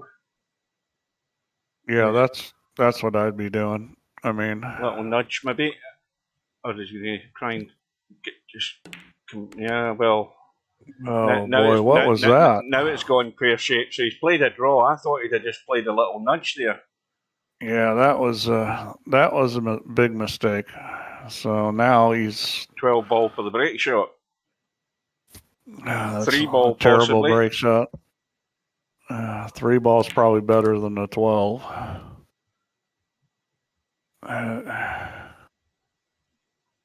But if he was going to play the 3 ball, he should have got better shape in the 12. He should shoot the 12 now. Bring it down towards the end rail, where he's got a chance to lay it against the rail for the 3. That 3 is a lot better break shot than the 12. Quick mention, guys, the just in case anybody's interested, although nobody is, if you look at the top of the screen, you'll see that I've added Stubbs' picture and Albinario's picture. Stubbs' picture is just a screenshot I took off his video on his channel, where he's. The curious thing is that I don't think Stubb can find a match in that room that he was in, but he was playing himself at pool. It was 9 ball he was playing. That picture on the right is Albinario from goodness knows how long ago, because whenever Albinario had a picture in VP3, he had dreadlocks, so that's probably maybe at least a 15-year-old picture of Albinario's Facebook page. Well, I mean, this is this kind of shot. He hit that just about perfect because he hit the high side of the 13 ball, and that was guaranteed for the cue ball to separate. I mean, that was really well played. That's what you want to do there. Is you don't want to get into anywhere lower than the 13 dead on. You get bottom side of the 13 or anywhere else in that rack, and it could just stick. As Stubb will tell you, after he did that, and that one cost him, what, a 70-something run? Wasn't his first run 70-something, like 75? What, tonight? Yeah. Yeah, it was something along those lines. So he said a 56 and a 70-something. I think, and he's on a run now. I mean, the way he's rolling, I mean, this one's probably going to be at least a 50. He's going to have to deal with that cluster of balls over there. He's already getting to him, which is smart. Don't wait around. Well, he might as well do it now off the 3 as well. Slam the 3 and nudge into the 7 because he's got easy bailout balls up table.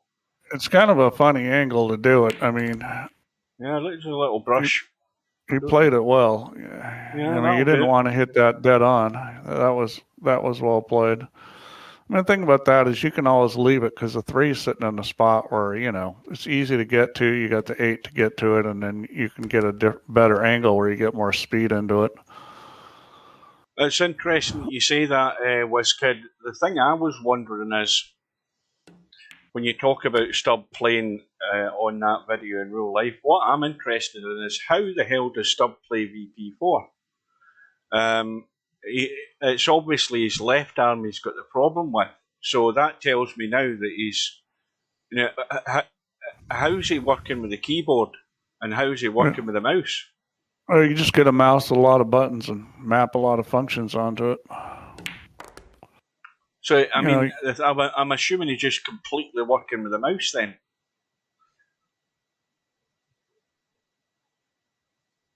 I need to get him a video, get him to make a video where it shows him, I'm actually shows his keyboard and how he plays the game.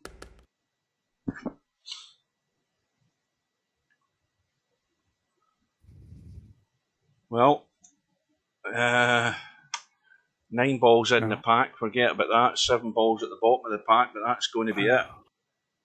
I'd either be leaving the 1 ball or the 6 ball as the ball to get on that 7. I wouldn't be leaving the 8, although it's a possibility. Now the 6 ball, if you were playing the 6 ball, Steve, are you talking about just cutting the 6 ball and running straight up in the line up the table? Or going most around likely. Corners? Yeah. Most likely, you choose the line you want. You can tweak it with a little bit of English and get it running on the line you want. Dead straight. Trying to figure out what to do. See, this is simple. You just hit the 8 ball, back it up a little, roll the 9 ball in, and then shoot the 6 ball and let it just come up. You want anywhere from the center of the table over to about where the 7's sitting, as far as width-wise on the table.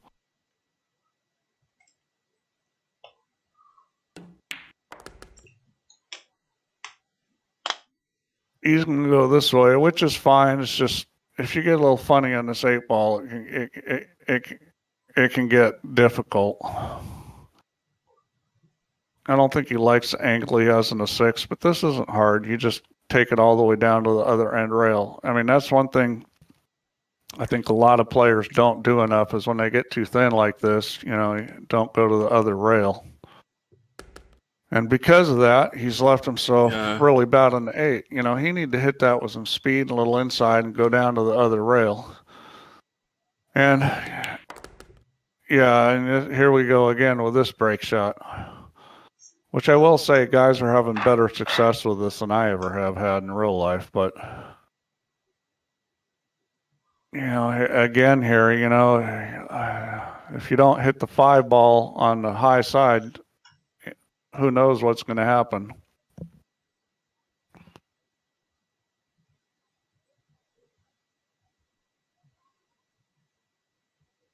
I mean, there is a chance you could scratch hitting the high ball on the 5 side, side, but played that softish. He's off and running again.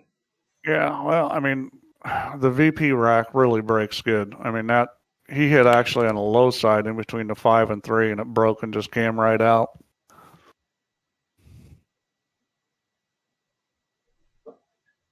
By the way, Vince says, I don't see you signed up to the black ball yet.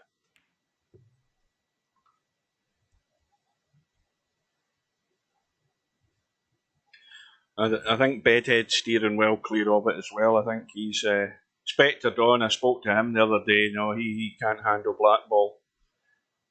Yeah, there's people that don't like it. I mean, I think it's a great game. It's basically 8 ball with it's like bar table 8 ball. It's very similar as far as the strategy that you play. I think there's maybe a little more in black ball just because of how tough the table plays compared to a bar table. But it's a similar game. the whole free ball thing gives you some big bonus points for trapping your opponent. I mean, I really like the game. 10 and 3 are dead set up table. Absolutely plumb. Yep. He's going to shoot the 2 and bump the 13 over to the end rail. I think, speaking of blackball, there's going to be a lot of pressure on semi-pro to win that one. I'm surprised that Spectre Dawn doesn't fancy it because, I mean, the thing about blackball is how you move the cue ball, and work your way around the table and picking off your balls. I mean, he's as good as anybody at doing that. And there's a lot of strategy too. Yeah, but I just thought, Spectre Dawn's one of these guys who's, he's got all the potential, but he's a bit like Stubb. He's not won one of these big VP4 tournaments, and the more you're in, the more chances you have of getting. If you got good pool skills, you're going to be good at anything. Yeah. I mean, Efren, one of the most incredible things I've ever heard is Efren got an English billiard tournament, like top players in the world, English billiards tournament, and he never played the game before and he won it. That's pretty amazing. But, it's going to be the same thing in VP. If you play good VP, you're going to be pretty good at black ball too. Yeah, I think he tried a little brush there and he missed it. Tried that brush in the 4th, in the 9 and the 7, missed it. It's the subtleties, it's learning the subtleties. That's where, you're not gonna have if you haven't played it, just like straight pool. Well, he's got problems here. I mean, he needs to get the 1 out of the way so the 3 ball will go in the side pocket. The 3 and the 10 both go in the side pocket if the 1's not there. Yeah, but the 3 and the 10 go up table as a combo. Well, he may not have seen that. It doesn't matter now. He's now got the 10 ball as a break shot. Well, he came out of this smelling like a rose because he can shoot the 15 and hit the 9. That's what he needs to do. Yeah, he came out really good on this deal. What was that the Crusader said about a points thing or something? I missed it.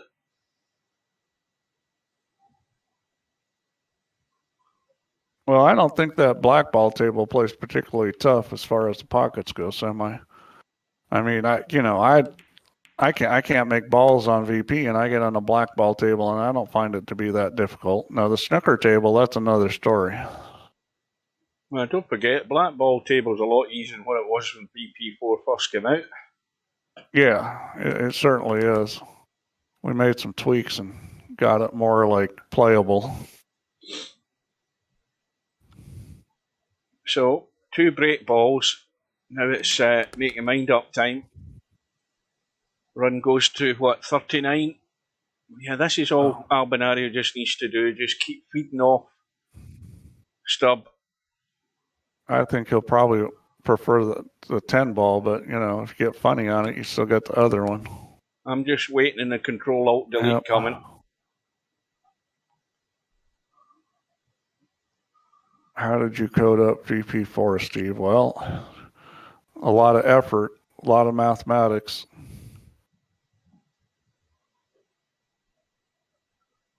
It cracks me up when people come over from that other place and, VP4 doesn't have Newtonian physics. Well, that's the stupidest thing I've ever heard. It's just mechanics, which is Newtonian physics. VP4 has always had it. As people get sucked into these marketing gimmicks. Well, here we go. Albinario, the man who hasn't missed a break shot in 5 hours. Yeah. Well, this one's not automatic, but he's sitting at a good angle. Now, in this one, I would definitely go forward. At this angle, forward is the right shot, and you want to drive it forward. You don't want to kind of so-so forward. You want a lot of topspin on this.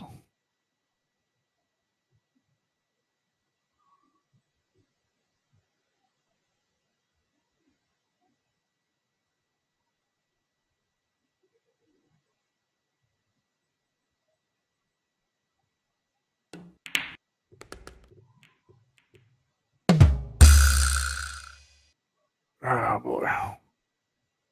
Well, And goes another one. I think this is going to be maybe a big one here. I mean, he's got this rack opened up pretty nicely, and he's just rolling. He's in his own kind of rhythm. He's not playing real fast, but he's got settled into something where he's not thinking too much, and he just looks real comfortable. I think he's going to pop off another big run here. Well, 7 balls in the way. Probably would have ran into these here if he didn't have the 7 ball there.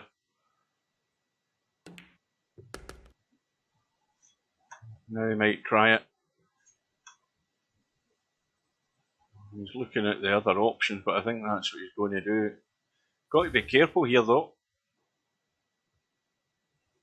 He doesn't want to run into the 3 ball and lock onto the 8. No, he's not doing it. What's Fluke asked if I'm still fly fishing? Well, of course I'm still fly fishing, Fluke. You don't retire from fishing. No. Fishing's the most relaxing thing you can do. You can go and start gambling on the pool table. It's a lot of fun, but it's not relaxing. Yeah, where else can you go but tramp up a mountain for 4 days, sit for 3 days and catch absolutely nothing, and then come home and say you had a great time? Exactly. Well, hey, we're shooting a combo. Don't get to see too many of those.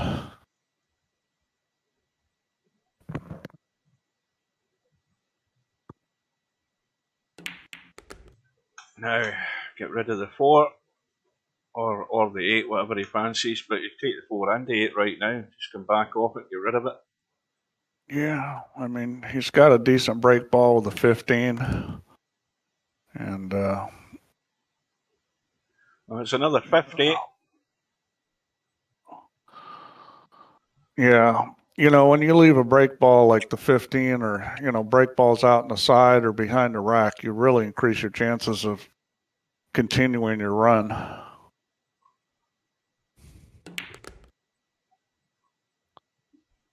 don't think that's where he wanted to leave the cue ball. That's a little funny.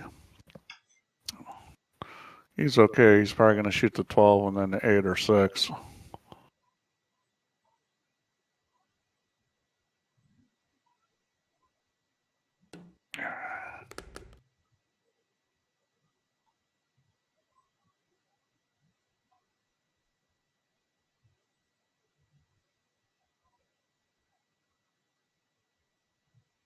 Well, if Albinario is going to at some point give up this table, and that's not to say that he is, Stubbs going to have one almighty innings. Well, I don't think he can do it. I just don't think Stubbs used to playing in this get just a few chances type of situation. I just don't think he's got any chance from here. Yeah, he's found his Achilles heel in this game, Stubb. Big time. Yeah, it's tough. It is really tough when you play in situations where, as soon as we say that. Commentators cuss. Oh, God. The run-ins in 54.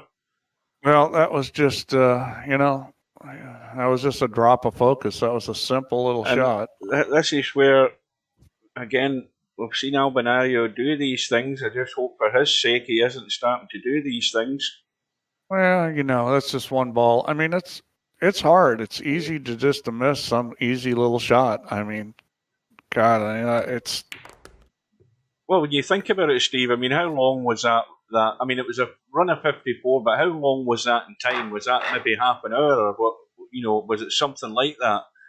I think it was maybe just gone the hour when he came to the table, there or thereabouts. So you've got to keep on top of the concentration 100% all of the time. It's hard, man. You watch these great pool players and you watch them, play a game like 10 ball, the Filipinos, and you watch them shooting a lot of difficult shots and just not missing. I mean, just, they'll play a race to 20 and you count the number of balls they miss on one hand. I mean, it's just phenomenal to be able to play at that level. Yeah, well, Stubbs using the attack at all odds philosophy here, and it ain't working. He needs to. But, for him, with this kind of rack, he just needs to start making balls. Try to contain the patterns to small areas. Go like 13, 8, 10. Start thinking like that, little triangles and stuff. And you talking about Stubbs, Steve? Yeah. Yeah, well, he's just missed. It's Albinario back at the table. Oh, did he miss? Yeah. I thought he made the ball. No, he went all out for it. All right, well, just, yeah. Albinario just needs to do what you've just said. throw that comment in the trash bin. It was that quick. Stubb didn't look. I don't even think Stubb. I mean, I never looked at the pack, but Stubb never looked at any other options other than banging that ball in and opening the pack. I don't think he looked at anything that might have been set or anything he could make.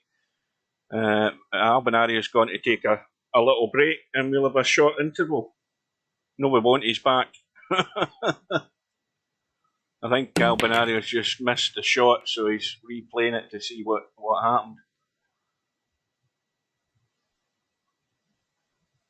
Well, Stubbs got into 13.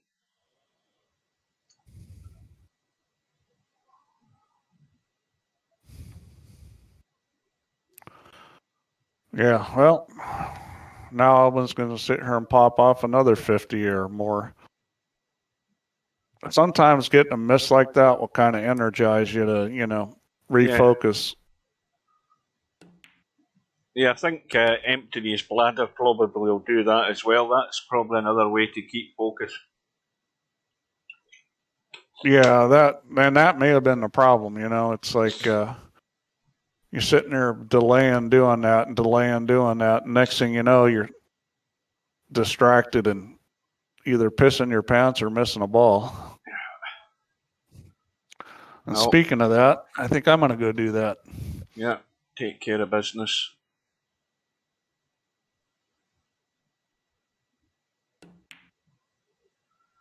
Well, I've already said it, guys, that the bailout will come. If it gets to 250, then you're on the threshold of Control Alt Delete. See you later. I would not. I wouldn't take any bets on it, guys. It's an odds-on certainty, I would say. Which would be a bit disappointing, especially if Albinario was on a run out to win. He wouldn't get to complete it.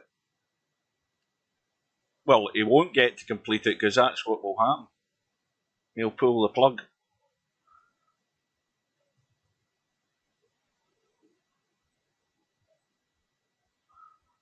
So, 12 ball up the table.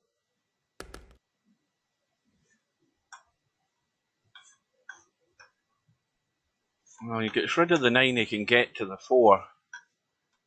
And, well, of course, if you do it the other way, if you get rid of the 14 and the 10, you can get rid of the 7 and the 11 into that pocket. But you take the 4 and get a nudge in the 11 and the 7. So there's all sorts of ways to tidy this up. And if he's working with the 1 ball, that's the one he's going to steer clear of. None of the rest of them are any good there.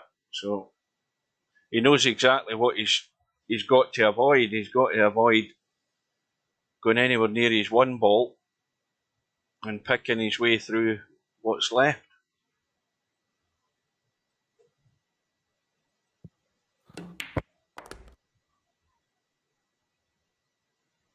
Well, did I miss anything juicy? No, not so far. We're just taking bets on when Stubbs going to pull the plug.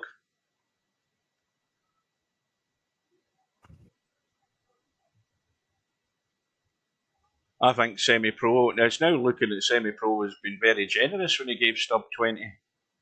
Well, I'll tell you what, to Stubbs' credit, when he got fined $1,000 last time he did that, he didn't complain, which I thought was admirable. Well, that's probably because you had him muted at the time. No, I mean, he could have sent, he could have sent support, or he could have PM'd me or whatever. He did not complain about it. So no, he's prepared to take the hit.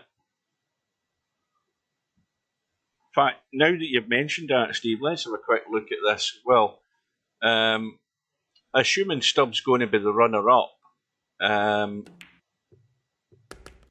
then he's going to get $1,315 for being in the final. So when he bails out here tonight, you're just going to bail him out of that and more.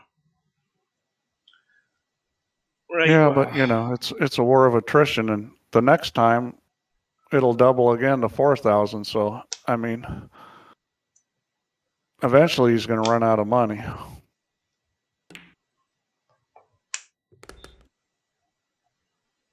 So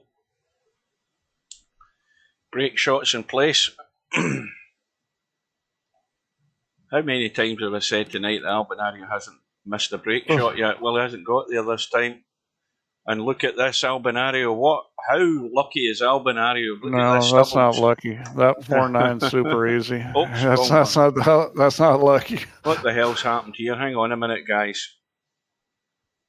Just a wee minute. No, this is definitely an easy shot here. And he's got the 11, and he missed it. Wow, that was not a difficult shot. I think Stubb is just about to lose his mind. Yeah.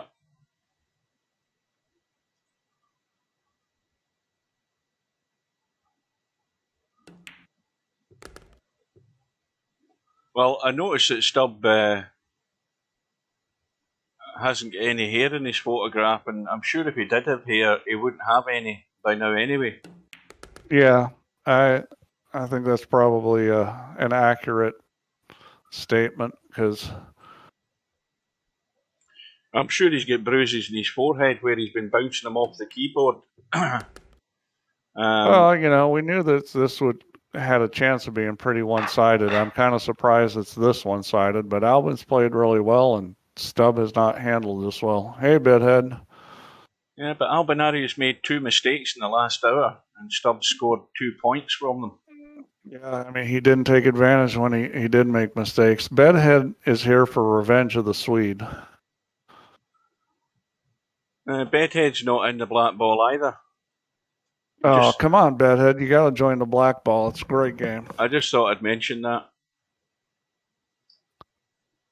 Yeah, and semi-pro is maybe going to be proved right. Well, Albinario's got another 103 balls to get yet. Well, but the way it's going, by how the trend has been, it'd be another 6.5 points would put him in 19.5, and so if it keeps going the way it's gone, I mean, it could be 13 to 300 to 20. He's got lucky here. He's just got the 12 ball. There was nothing else on there, but you can just see the 12. Yeah, this is a nice situation because he's going to hit into that 7-10 and come back into the 9. He'll come up with something here. He should come up with a shot after this. Yep. Well, bailing out in the 10 ball, I think. I don't think he's got anything down this end. You can't see he barely came up with a shot. Yeah. It was hard not to come up with a shot there, and he just about didn't. Of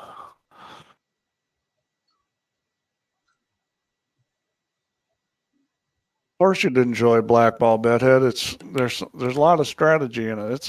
It's a good game, and I think you'd be good at it. The kind of approach you take to playing, I think it would suit your game. Yeah, there was only 6 spots left earlier on Bedhead. I wouldn't be hanging around. Yeah, I would think you'd be one of the favorite to win it, because you're a cerebral player, and that's what blackball takes.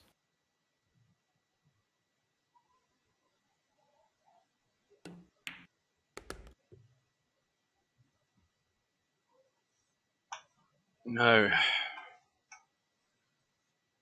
is there likely to be a change on the break shot here? Because obviously the 6 and the 13 are stuck together. And there at the bottom of the pack, you've got Yeah, the that's 9 not a sitting big there, problem. top side. I mean, you've got the 11 ball and the 4 ball to move those. I mean, other balls could, but those balls are right there. I mean, He might be doing this now. If he takes a 14, he'll just be going for a little brush. you got to be careful doing that because you can get yourself in trouble trying to do that. Well, he's okay. I mean, I'm not sure what he was doing, but whatever it was, I don't think it was a good idea. Yeah, I think he got a lot more of the 11 ball than I think he thought he was going to get there. I think he was more inclined to try and get to the 6 and the 13. Well, I think he realized coming in behind those, he had to put some speed on it. As soon as you put speed on it, the ball goes sideways more, and he got into 11. I mean, the 6 and the 13, he's got side and corner pockets for him. He's actually ended up making it worse. I think he's, now is a good opportunity because you can go into the high side of the 13 and, he's got a shot on the 7. This is a good opportunity here. He's putting a lot of draw on it. Are you talking about the high run in the tournament, Hog? Oh, yeah. Well, I would have probably bumped that one. Not tried to play this precise a position because, now he's funny. He should have just shot that 15 and ran the cue ball into the 13, bumped the 6 over because he was going to have a shot on the 7 almost no matter what. Mm-hmm. He's tried to play these little delicate draw shots and stuff. You don't want to shoot those unless you have to because they're easy to mess up. Well, he's lucky again. He's got the bailout up table. Well, none of this is really all that wonderful looking. If he shoots the 7, he's probably going to move his break ball. It's even easy. I think he's going to bump the 9. Well, he's going to take the 11, I think. I mean, he's looking at this 6. But if he takes the 11, probably the best he's going to have would be a dodgy cut in the 7 if he wants to keep the 9. Well, it's not going to be good because he's not going to have the angle to get to the 6 ball from the 7. Yeah. I mean, this is not good. Now, this is where things can get ugly if he does that because if he takes the 7, he's bound to be running into the 6. Well, no, he wants to run into the 6. You could avoid the 6 here, but you want to run into it because that's your only chance of getting on it. He's going to just play the 6, which isn't a bad play because the 6 is really sitting in a pretty good spot here.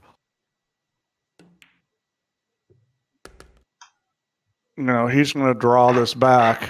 He's going to hit this at the bottom right, draw it back, get into the 2 or the 12, and it's going to separate and come to the middle of the table. Well, he got into the bottom side of the ball, so it did not come to the middle, but, the rack broke up good enough. Now, that 8 and 1 are dead set up table, but the 3's in the way if it came to it. I think Semi should have predicted 300 to 13. Yeah, that was poor judgment on Semi-Pro's part there.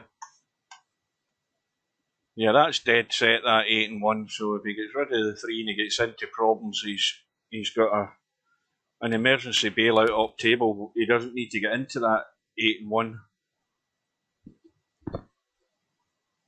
You mean the 8-1 going up table? Oh yeah, that's in every day of the week. Past once the 3's out the way. So if he gets into any sort of issue, he can always, if he's at the bottom of the table, obviously he can play it up table. I think see, this is what you don't want though, because see now he's going to hit this 13 and the 7's going to go run right in on the top of that 13 and or that 1 and 8. That's the problem. Well, he didn't. Okay, he managed to control it. That was good. He didn't hit that hard, or didn't get into that ball hard enough to make the 7 go over. Because that's what you don't want is 3 balls on top of each other.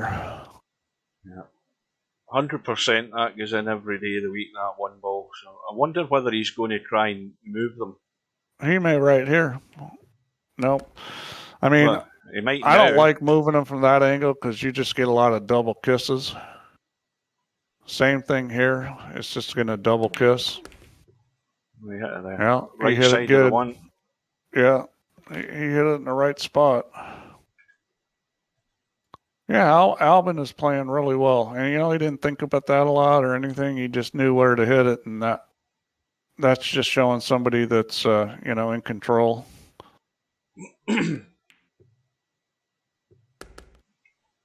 But I think, Hog, if you go onto the statistics page on VP4 and go to the stats for Cowboy in general, and you go to the high runs, I think you'll find it might be Mr. Concentrator that's got a high run in VP4 on the normal pockets. I think his high run is, I think it's 100 and something, somebody said at one time. I'm not sure. Maybe I picked that up wrong. Yeah, this is just a touch funny here. Let's see if he decides. I don't think he's going to go behind it. I think he's going to try to go straight up the table here. Yep, he's got to go. Go ball.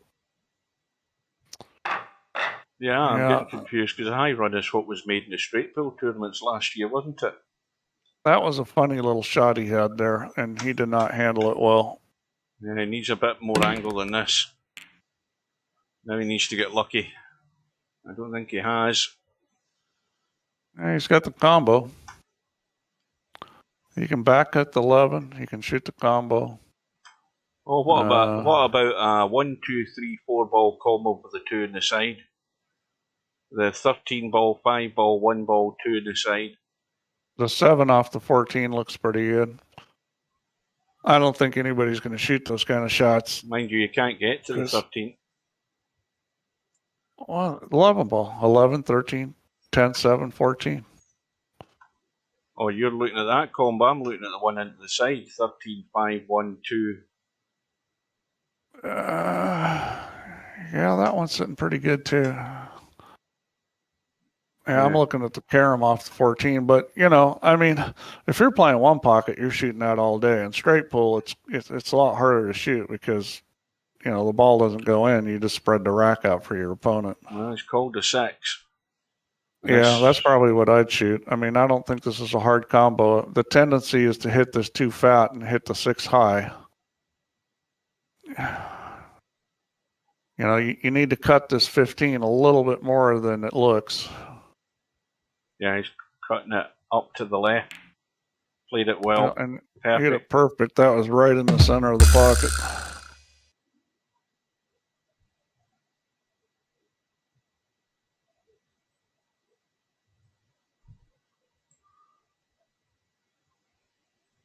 Yeah, the problem is he didn't come out with much. Not sure what he's going to do here.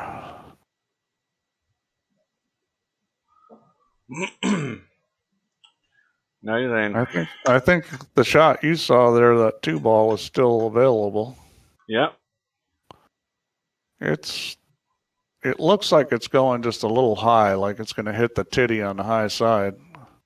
I'm looking at the gap between the 1 and the 2. The gap between the 1 and the 2 actually might help, but I don't think it's going to be there much longer. He's going for the. I thought he's going for the. Is he going for the 11 or 14? Yeah, I thought he was going to shoot the 11. Oh no, he's looking at the 14. Now, if he's going to try to draw this, he's going to have to smoke this. This is if you're going to draw it, you got to hit this with a lot of spin. He's not going to do that. And he's dead straight. So now he has to look at what's in the pack or the 12 ball up table. I think he can get into the 13 here. You cheat the pocket a little and wham it. I think he can hit the 13 ball. No, he went the other way. Well, I'm sure he's glad the 2 ball stayed in the table there because, again, he had a dodgy 4 if that 2 had gone in. Yeah, he's kind of working his way around, picking the balls off, managing to stay alive here. Yeah, the run is 36. Albinario's had, 250 so far? Or is it 3? He's had 2 or 3. Well, obviously the first run was a 70 odd, so. Well, it's going to be interesting to see what his ball average is after this match for today. I think it's going to be pretty high. I don't think he's. I think he's playing for the 512 here. Yeah, the combos, yeah. Will that go? He thinks it will. It's tight, but I think he's going to need to hit this with left English. It's tight. He's going to need to throw this. I think if he hits this hard, it may not go. For sure, it'll go if he doesn't hit it too hard. Oh, he can hit enough of the 5, no problem. Yeah. No, he needs to throw the 5 a little. He needs to hit this with some left English. Well, he's hitting a plain ball. He can get there. Well, maybe it will. He's got trouble now.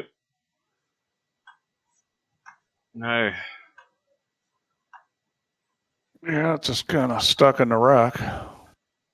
Yeah, he can shoot the 5 ball. 5 ball in the side pocket. That's not as hard a shot as it looks. I know people don't like that, but the 3 ball goes too. I like the 5 ball better than the 3. Yeah, they're both ugly. Yeah. He's hampered over the 10 ball, obviously, playing the 5. You know, these are the kind of shots that, good players make to keep stuff going. He's nudging into the 3 and 7, just trying to leave it dead on them. Punching the 10 up the table. Called a safety, I would think. Hasn't done it yet, but I think that's what he's about to do. That's what it looks like he's going to do.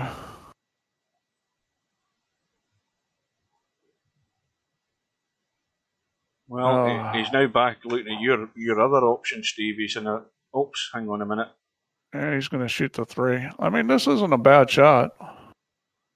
Well, it's just because he's so close and just trying to pick that angle. Well, he's trying to throw it with English, which is a little tricky. I'm not saying I wouldn't shoot it like this, but it is a little tricky. Yeah. Yep. See, he overthrew it. That's the problem with trying to shoot this shot with English, is that it's real easy to do that and overthrow it. Well, the run ends in 38. Albinario 231 to 13. And Stubbs' first target is to get to 20.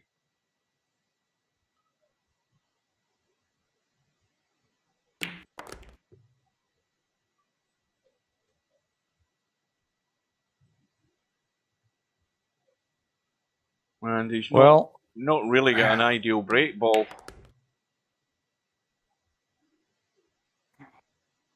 I think the Stubb fans right now are just rooting for him to get to 20. Well, he should be able to do that.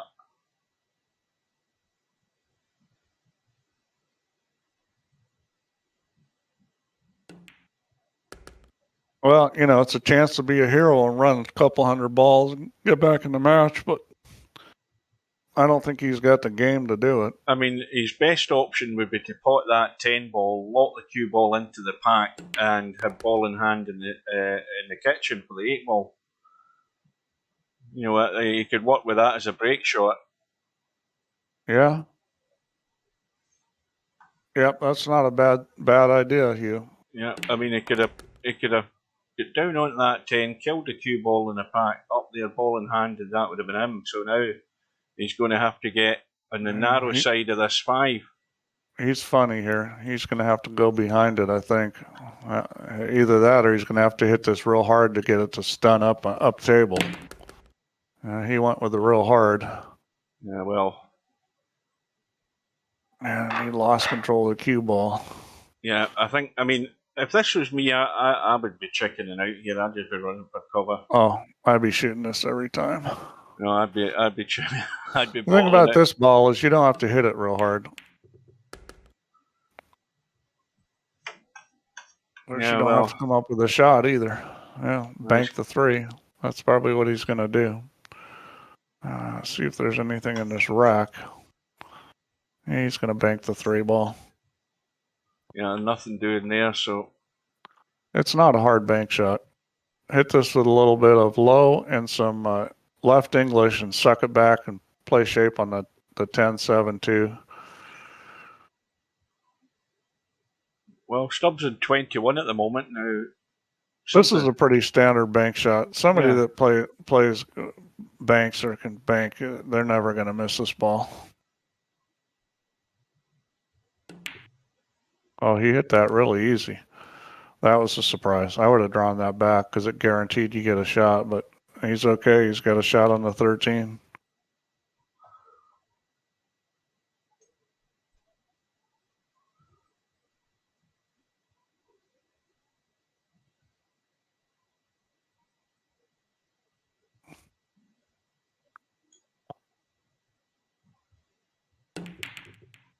Whoa. Well, he got to 22. That's kind of sad there. We'd be getting an FTS if he wasn't muted.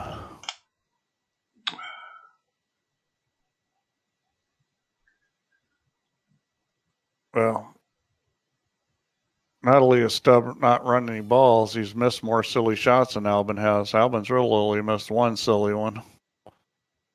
That's about 4 for Stubb.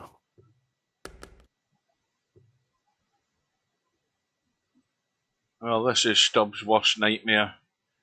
When he got up this morning, he was hoping for some good things. I think he was hoping to get really lucky as well, if he was going to be genuinely honest, because he knows he'd have to get really lucky to do damage to Albinario. But it's all went exactly opposite. It would have been nice to see a better match, but I'm glad Albin came out and played well and, has been able to keep his focus and, because he's worked real hard. He's really improved at this game, and it's good to see him, playing well. Yeah, well, I've said it all along, all through the tournament. He's put the work in. He's done his practice on a regular basis to keep his eye in, and nobody else has been doing it. Bedhead did a bit of it, but not many other players did, and Stubb certainly didn't until 2 times, once today and once during the week. Oh dear. Well, we got a lot of players in this game that could be good straight pull players. They just got to spend the time, learn the patterns, learn how to play break shots, just learn, because there's plenty of people that pocket balls and move the cue ball good enough. He's got out of jail there, tell you. Yeah, he got away with that one. He's probably just going to draw straight back into these balls and spread them. Oh, he hit that awful easy. He got away with it. Now, I think once the 8 ball goes out the way, he's got no problem in getting rid of one of those 2 balls for the break shot. Well, he does, because it's kind of hard to get on that 11. I think what he wants to do is shoot the 11 in the side next. He's in a perfect spot to kind of stun over and then shoot the 11. And I think that's what he's going to do. He got a little bit high on it, though. Mm-hmm. He's not happy. He's trying to get more straight, more around the first diamond, and yeah, he's way high on it. This is funny because he's on a line where he could clip the 12 and go in the corner pocket. Yeah, he just got more mileage in the cue ball. So well, now, this is funny. He's going to have to bump the 11 ball. Stun us over, bump the 11 ball, because... Well, the 13 is very tight. I think he's trying to drop into the spot, but he's not got there. Yeah, that was too hard. That was too tough to get to. He really needed to bump the ball there. I mean, that was going to be very difficult to get in the spot where not only you could make the 11, but get back on the 13 ball. Yeah, he can't punch the 11 and lock the cue ball either, because... No, I just roll up on the 13. I think he can cut the 11 and get it to roll up right on the 13. Yeah, just like that. Yep. Yeah, I mean, that was the right shot.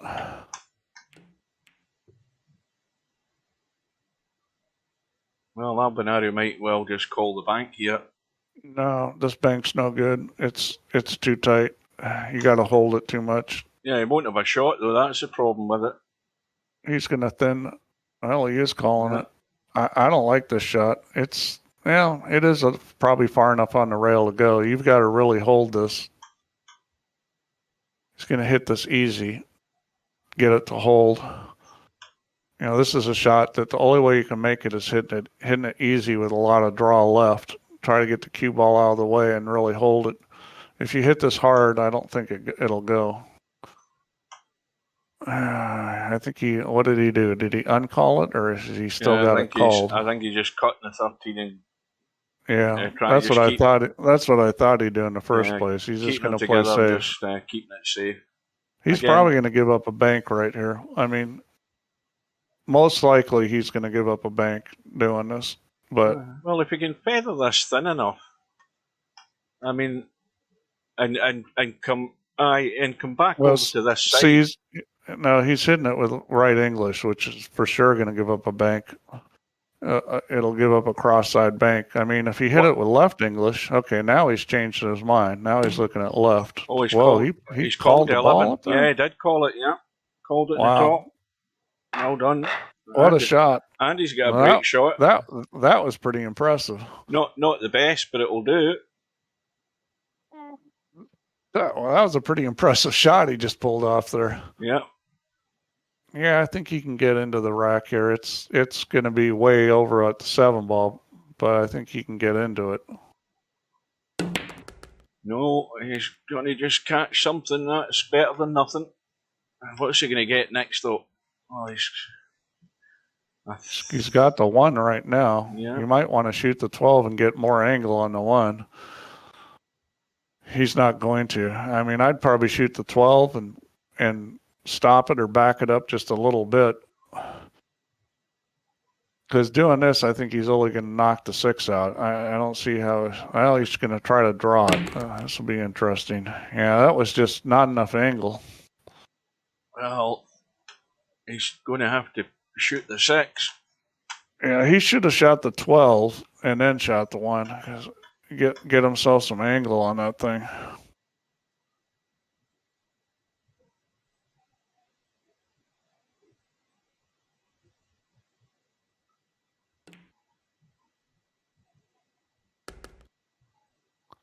Again. You know, he can get into him now if he wants, although this is risky.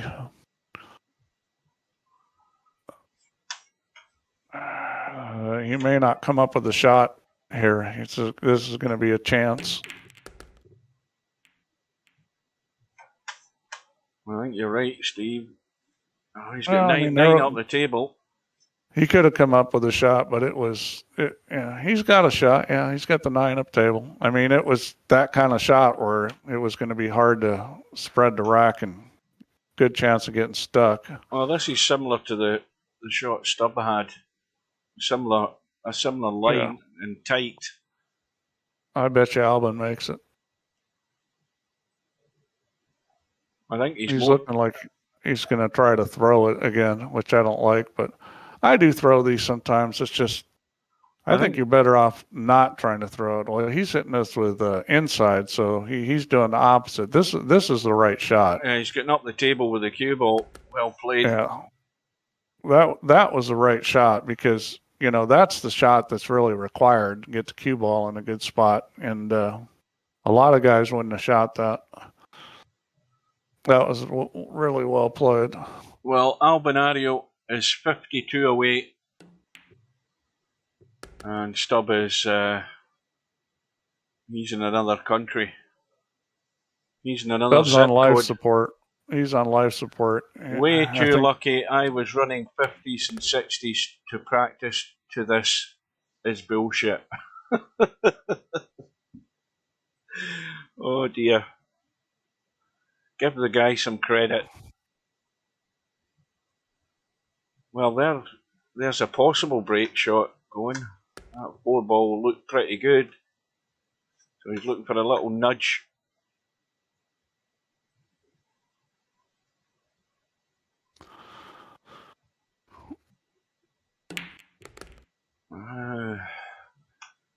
The 8 ball's now in play, although it's very tight, but it is in play.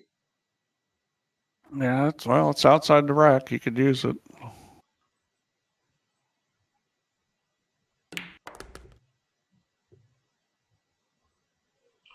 I wonder if Stubb knows that his credibility would actually go up. Not a great deal, but it would actually go up slightly if he stayed to the bitter end and faced it like a man. Yeah, I don't think he cares about his credibility. No, I think he lost that a long time ago, 20 years ago. But I mean, he would gain a little respect if he lets Albinario finish this match. Well, we're at the sort of red zone, guys. We're at 250, and this is where you've got to be waiting for the bailout. Well, Hairpig's auditioning to be the writer for the Stubbisms here. Well, Albinario has still not missed a break ball in definitely 5 hours now. He hasn't missed a single break shot. Go and look at the last match he played. He missed nothing in that, and he's missed nothing tonight. And that's what you have to do. Yeah, he's just going to roll forward and try to get straight on this and just stop it, which is a good plan. That's perfect. He can just stop this ball, and he's real good on it.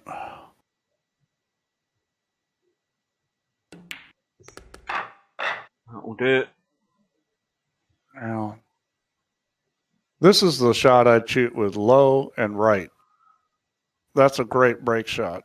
Nobody shoots that in here because I don't think they know it, but that was low and middle, which was close enough. Yeah, 9 ball is a good ball just to get the little nudge in those 2 problem balls, because every other ball is fine. Yeah, this is a great looking rack. And he's got a couple of choices for break balls. Although that, again, could change depending how he does deal with this 7 and 12 ball. Well,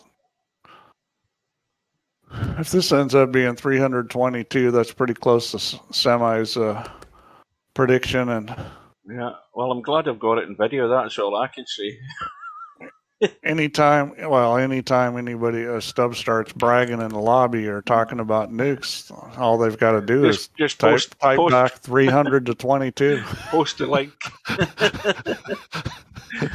I need all the more views on my YouTube channel. Just keep posting the link.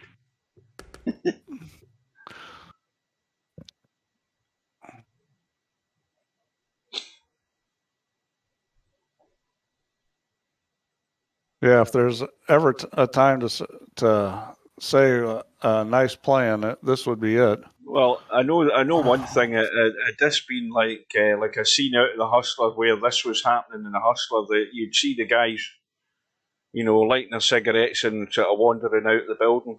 They let the guy die in peace. They would all say and disappear. just leave them in a plume of smoke.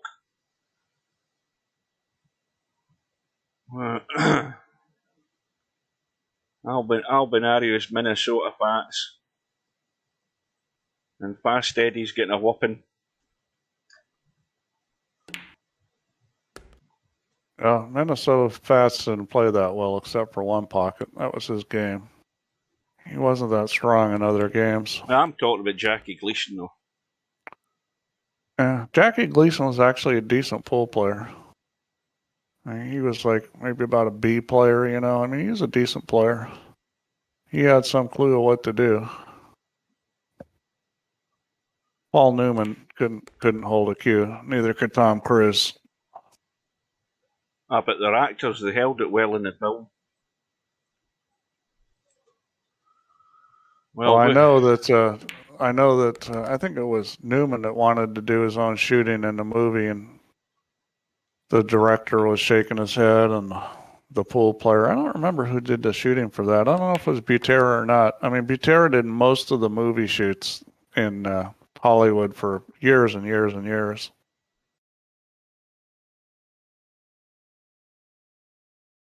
But he may not have done it for the color of money. Well, 3 ball it is. 15's in the pack. Yeah, he's going to be using the 11, and this is, you just don't want to get straight in or the funny angle. You take a chance of getting straight in is better than leaving too much. Yeah, he's gone. He's okay. He's going to have to just kind of draw this and hit it into the left side of the pocket. Yep. That'll do it. Just Perfect. like that. Perfect. That was perfect. And he's going to need to draw this one because it's coming into the bottom of the 2 ball. Well, the finishing line is coming into view. And the good news about this, folks, is that, oh dear, well, commentators curse. Well, I mean, shit happens. I mean, that's just the way straight pool is. That's how really good players end runs, is something like that, because they're not going to put themselves in bad spots or do stupid things. That's just kind of the balls rolled up like that. But what he should be doing now is looking. I think that 11 ball may be dead. It's real close. So 7 onto the 10, onto the 14, 11 off the 9 into the corner. Yeah, the biggest problem you got here is that the 14 isn't going to hit much of the 11. It's going to hit the 3 and the 1, and the 1's going to go out there in front of the 11. So what has to happen is that 1 ball has to get out of the way before the 11 ball comes through, and that is probably not going to happen. Other than that, I think the shot looks pretty good. But getting the 1 ball out of the way is... the problem is he's too close to the 7 to allow him to do much with the cue ball at all, but I'll tell you something. He just took a foul. He could have played worse than that. He's left stub an ambitious cut in the 5 or a bank in the 4. The 4 ball. That's an easy bank shot. I mean, that's a bank shot that anybody that can bank is almost never going to miss this. I mean, that's like, at least a 95%er. Now, I've got a question, guys. Why have we not had the spam bot in tonight? I've not seen the spam bot in the channel tonight. That's weird. And Stubb just went right around everything, and yeah, he's got a shot on the 15, but I don't think that's what he wanted. No, he just, he's at the point of no return where he's just going to go for anything. Where there's a ball in a pocket somewhere, he's just going to go for it. I'm not sure why he called the 15. I mean, you don't need to call that ball.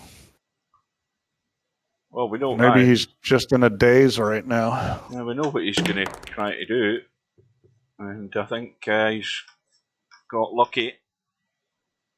Yeah, he's come out of it. I mean, it was a reasonable chance he'd get a shot. Didn't have to, but he did. What's Stubbs' highest run in this match? Is this it now? What, 3? Yeah. It's not very many. Did they get an 11 run or something earlier on? And then he was stuck in 11 for about 90 minutes. Now, what about that 13 and 1? I don't think they're set. I think that's nowhere near.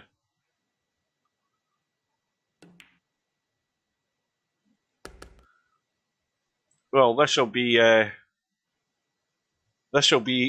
the biggest sensational finish I've ever seen in Virtual Pool 4. Let's put it that way. He's not capable of running that many balls. He just doesn't, he doesn't play a good enough straight pool to do that.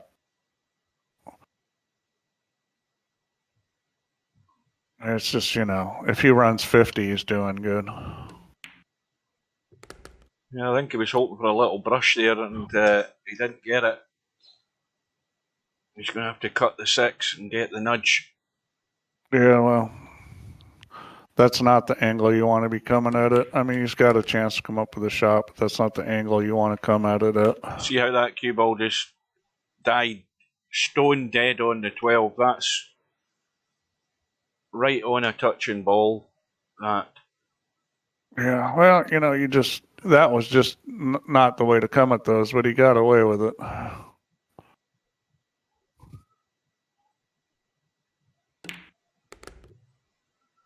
Yeah, where's his break ball? That might be it right there, that one ball. The 1, the 12 works too. I mean, he's got choices.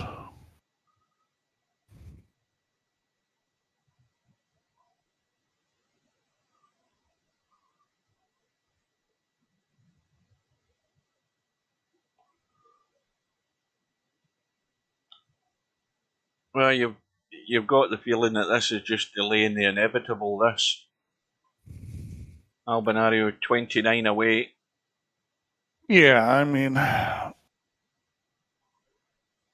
it's kind of like when you're playing alternate break in something like 9-ball or 10-ball, and it's a race to 11, and the guy's got you 10-1. It's like no matter how good you play, he's going to get enough breaks that he's going to win. And it's kind of that situation because Stubb can't pop off a big enough run. Albin's going to get to the table, and he's going to end up winning. By the way, Bedhead, all my sensational finishes are in Cowboy.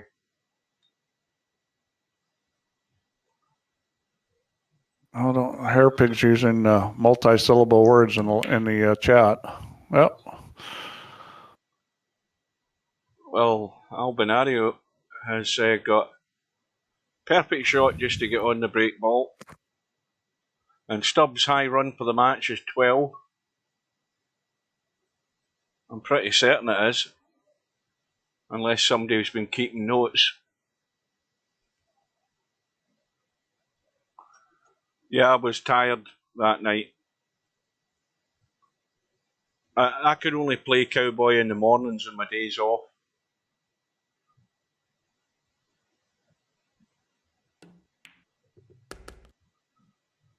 Now, is he going to get to the finishing line? That's the big question now, folks. Well, this is kind of a shitty break ball. I think, you want to hit the outside corner ball on this. Yeah. And Anything preferably but dead in the back of the pack because he'll end up in nothing. Yeah. Well, he tried to and he missed it. Well. Yeah. Well, I mean, he tried to do the right thing, but he missed the wreck.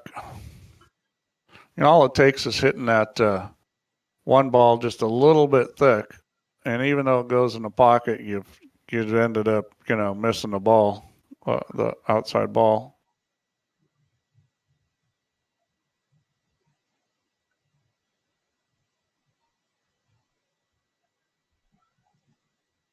We saw one 3-foul penalty in this whole tournament in one of the streams. I can't remember who did it, but we definitely saw one.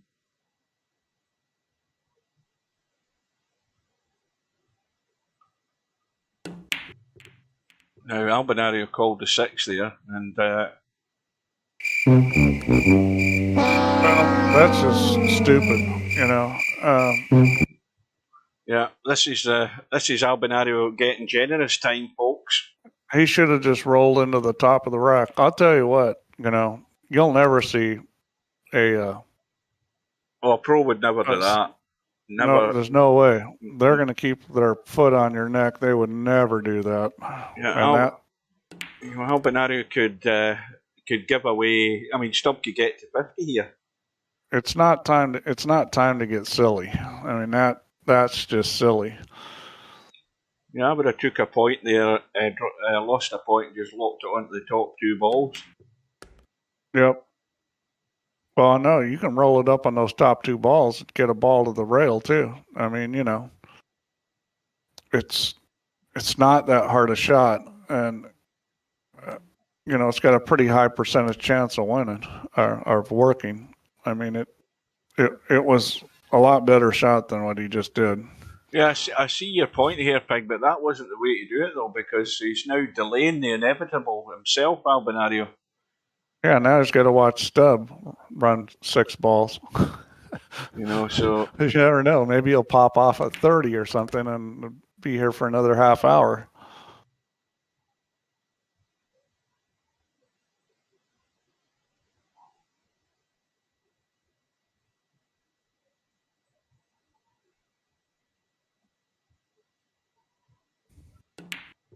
Oh, well, there we go. I think Well, you done him there, Steve. He only got 5. hey, I was being optimistic. Well, I think he's almost got lucky there. Although I think the 8 ball obviously goes up table. Yeah, I think he's going 7 to have into to the shoot. side. I think he's going to have to shoot the 8. I just don't see that 11 ball going in. 7 ball's not a bad shot, actually. And cut the 13, I think. The pocket's a little bigger on the 8. The question is, what are you going to come up with if you shoot the 8? Well, he's certainly going to open these balls up when he rolls off the 8. Yeah, well, if you shoot the harder you shoot the 8, the smaller that pocket gets too, though. So 7 and then cut the 13 to the look of it. Just roll this in, leave the cut. Well, you could shoot the 4 ball potentially too. All right. Yeah, I think the 4 ball's a better idea because he's gonna run into the 5. He's gonna at least open these up or move the 9 anyway. And he might get a little nudge and create something like the 8 ball. That'll do. Yeah, he's funny though. He's going to have to shoot the 3 ball. Yeah, I thought he could see the 2. He can't see the 2, so now he's got a problem. Shoot the 3 ball and go 3 rails and then shoot the 2. He's going to have to figure out how to get to these other end balls. He might have to shoot the 8 ball. See, he's in no man's land. This is no good either. I mean, he's going to need to get pretty straight in on the 2 so he can kind of try to draw ball behind or into those balls. Yeah, this is not that pretty. Now he's trying to get into him there. Wow, he did it too. He got a shot. And he's just going to get a little nudge again. Well, that worked out pretty well for him. Yeah. That's not surprising that it came out like that, but he's okay. He can shoot the 9 or the 13. Well, I think we're guaranteed a break from the back of the pack this time. Yeah, it's looking like that. I think this is Wise coming back. Oh dear. Oh dear. That was. Well, that was a tired shot. It was the old D-cell and the ball throws straight into the rail shot. Yeah, Banana is just showing little signs of wear and tear. So how long have we been at it? 2 hours and 24 minutes.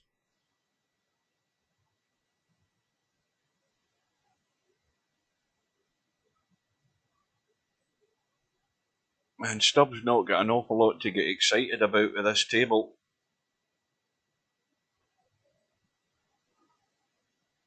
So can he get to 50?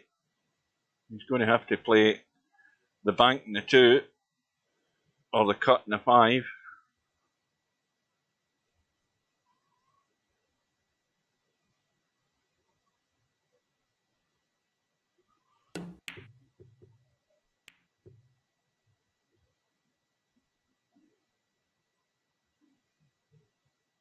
Well, that may be all she wrote.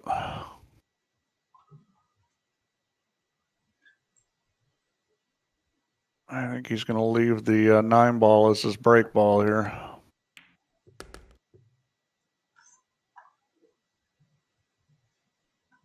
I'm just going to probably just roll this easy.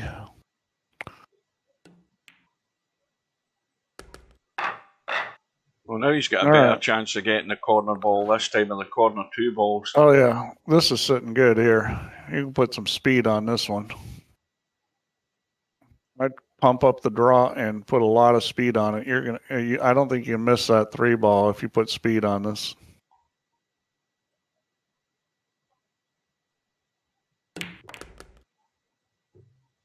He's still under control. I like to wham him, man. That's more fun. Kablast. 14 ball to do the severe damage because that's sitting in a reasonably good spot. Don't know whether he might do that now. I got rid of the 11, but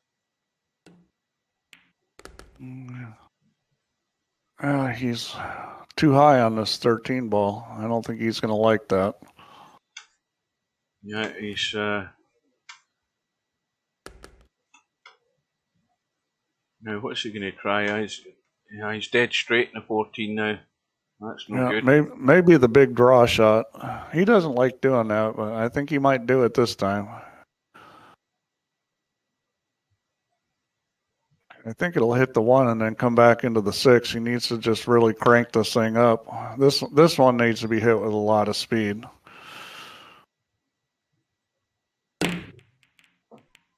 Well.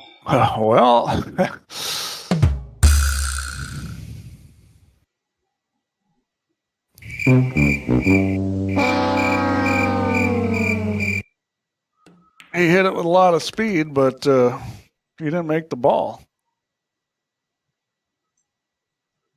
Well, Stubb is 9 away. Well, Albi's trying to play down to Stubbs' level now.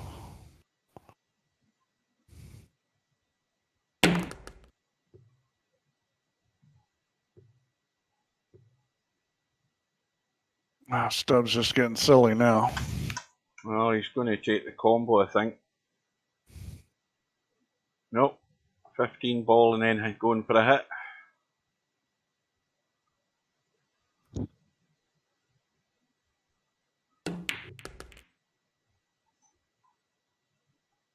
Well, 14 ball is there.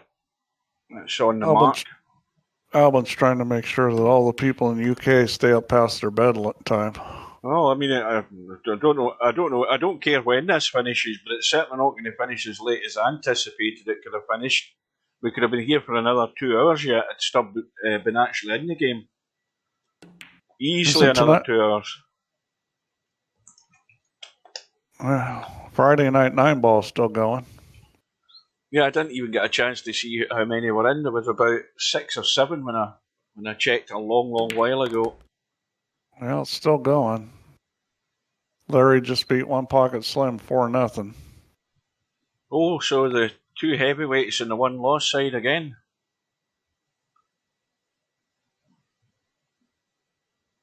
And he's the wrong side of the 2.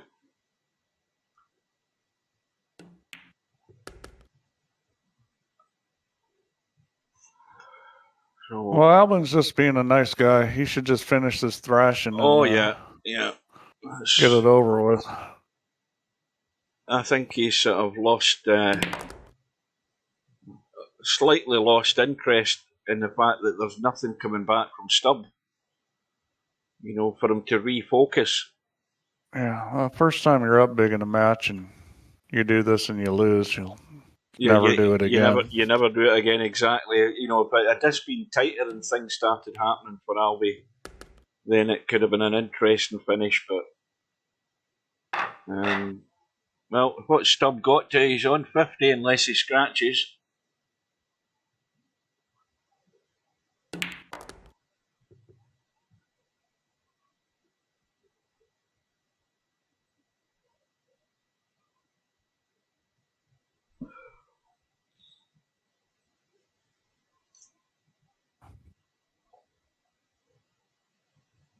That's what I meant to say. What's happened to Miasma? I haven't seen Miasma for a while. I hope he's okay. I haven't seen him around the lobby.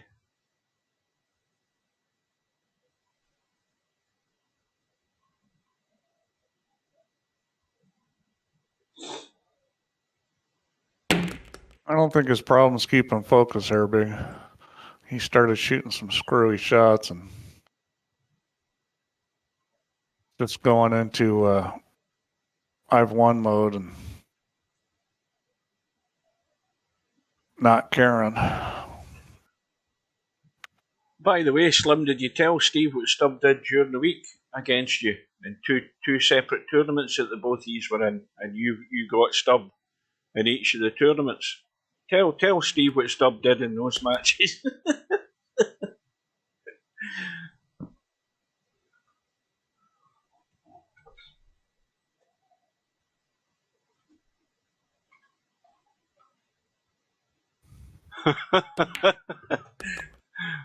Slim said, "You let me tell." Well, Stubb bailed out in both of them. He quit before the end of the match. Yeah, well, he get fines for those. I've already fined Jana once for doing that. He bailed out twice on poor Slim, left him stuck in the room. Yeah, well, he'll start getting fined for that too. Oh, I mean, that's just it's just stupid. I finally had to start finding Jana because he's doing the same thing. I don't know why they play in tournaments if they can't take it like a man. Simple as that, or a girl, depending who they are. Well, pool's not a good game for people that like to win all the time because I don't care how good you play, you're not going to win all the time. Now, see that cue ball there? Did I say about this about a video I saw? Yeah. And I don't know whether you've ever seen this, Steve. I think I've said it before, but there was a guy shown on a video, and the cue ball or whatever object ball was there, and he was only messing about the table with his hand, and he could roll the ball. He could spin the ball down the rail with his hand, and when it got here, it would drop into the side pocket. Yeah, I mean, and that just shows you how shallow the pockets were on this table. I can't remember how I stumbled across that video, but it was weird. First time I've ever seen that happen. Yeah, just a little bit of spin. I mean, side pockets are typically a lot shallower than the corners. Well, this definitely is Stubbs' high run of the match. He's on 20. What's he got here to work with?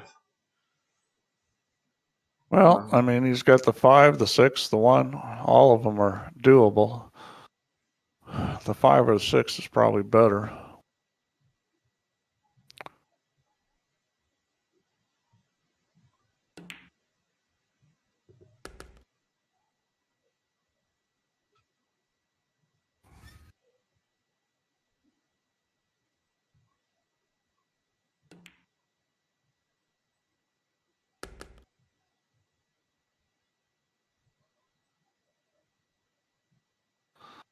Well, I hope Stubb doesn't quit. I hope he takes his $2,000 and goes and plays somebody for it.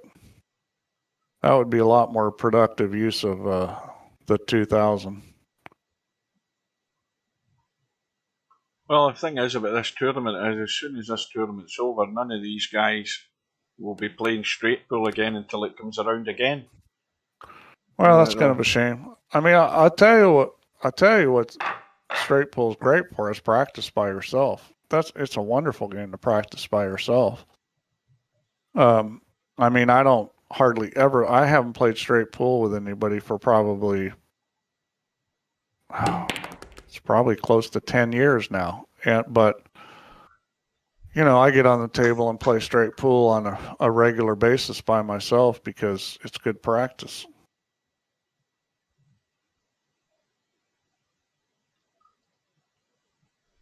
Oh, that's a yawning started big time.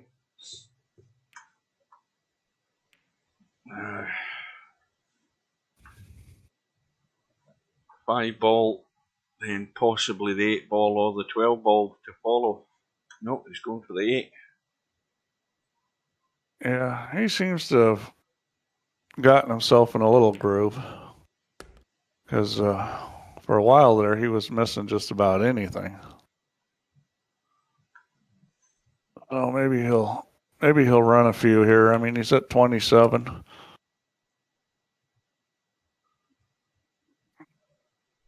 It'd be nice for Stubb, if you're a Stubb fan, to see him, pop off a pretty good run here.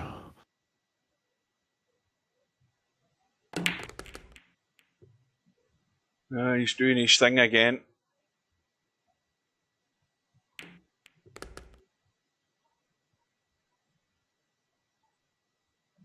He's stuck with those 2 balls, which clearly go up table, but they don't do from where the 13's sitting.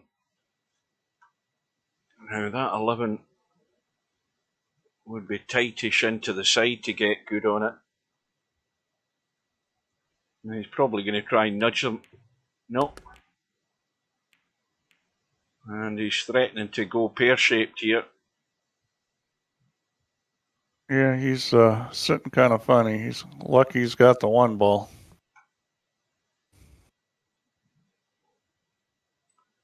Maybe the cut on that last ball was too thin to run into the 11 and the 15. He almost scratched. And he's funny again. Yeah, I mean, these last few shots have just been about potting a ball and hoping to get lucky and still have another ball somewhere. Yeah, well, he's got the same kind of problem here. If he doesn't run into the 5 ball, he's going to be in trouble. He needs to hit the 5 ball here so you have a shot on the 10. Well, there it or goes. He could just maybe just decide to miss it. Well, we'll find out if the 11 goes into the side, whether Albinario is interested or whether he's just going to take the 13 and deal with the 5 and the 2 next. I think he'll shoot the 13 and then go to 2. I don't think he's going to mess with 11 on the side. So Albinario obviously needs to get into another rack. Yeah, a 5 ball is sitting a little too close to the side pocket to be a good break ball. You could break off of it, but it's not really the preferred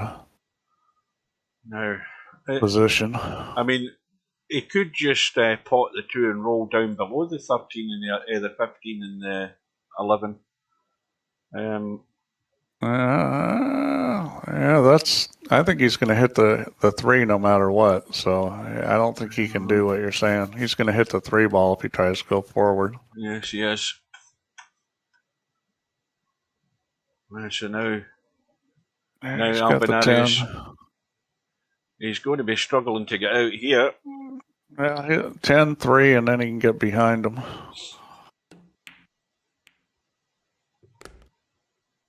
And he's got the 5 in a better position as a break ball. That's actually not a bad break ball, the 5 ball where it's sitting. Now, depending on how if he goes through on the 3 ball, depending on how he finishes on these 2 balls, he could pot one of them and brush another one into play.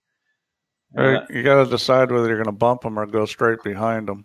I'd probably try to go straight behind him and not move him because you come out funny on it. But you're going to need to really crank up the left English to get, angle off the rail to get behind him.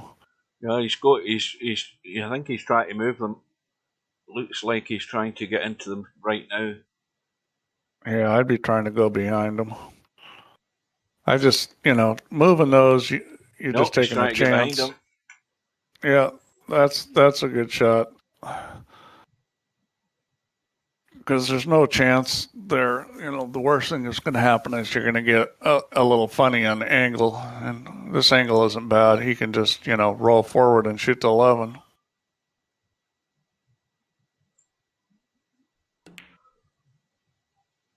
No, that's going to stay up.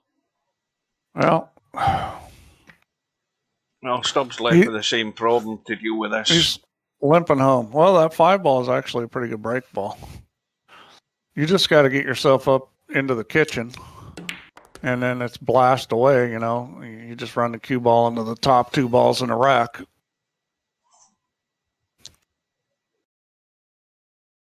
This is sitting pretty good. I'm just going to roll this thing. You really don't want to be on the long rail on the left, though. That's the only thing. You just come off that. Yeah, that's perfect. That'll do it. Now you're just trying to run it right into the middle of the rack there on top. Yeah, he got onto the side. He's lucky he didn't scratch. You don't want to hit the side of the rack in that shot.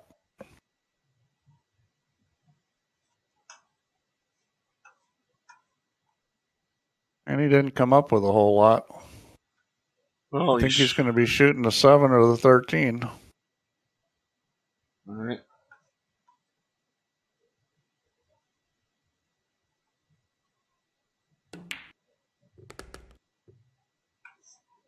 Well, that was well played there. Now he's looking to do some damage.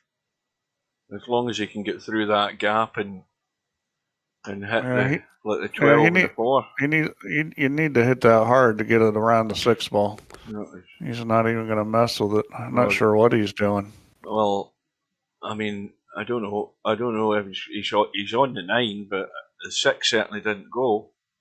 He must not have realized that if he hit that hard, it'd loop around the 6, because that was a shot. Hit it with a lot of top, loop it around the 6, and go right into the middle of that 12 ball and just move them all. I mean, now it's like, he's just going to do something silly here, probably. Now Benario comes to the table with, I think, on the 15. I might go right. Well, we're not even getting an FTS out of Stubb anymore. Vince says, never seen Stubb miss so many. Yeah, he's really rattled. He's, he just not used to playing somebody that doesn't give him chances, and he's just kind of lost it. It's tough. It's tough. I can remember some of the first times I played really strong players. I played Lee Van Corteza and just sort of lost it and lost 9-0. It wasn't that much fun.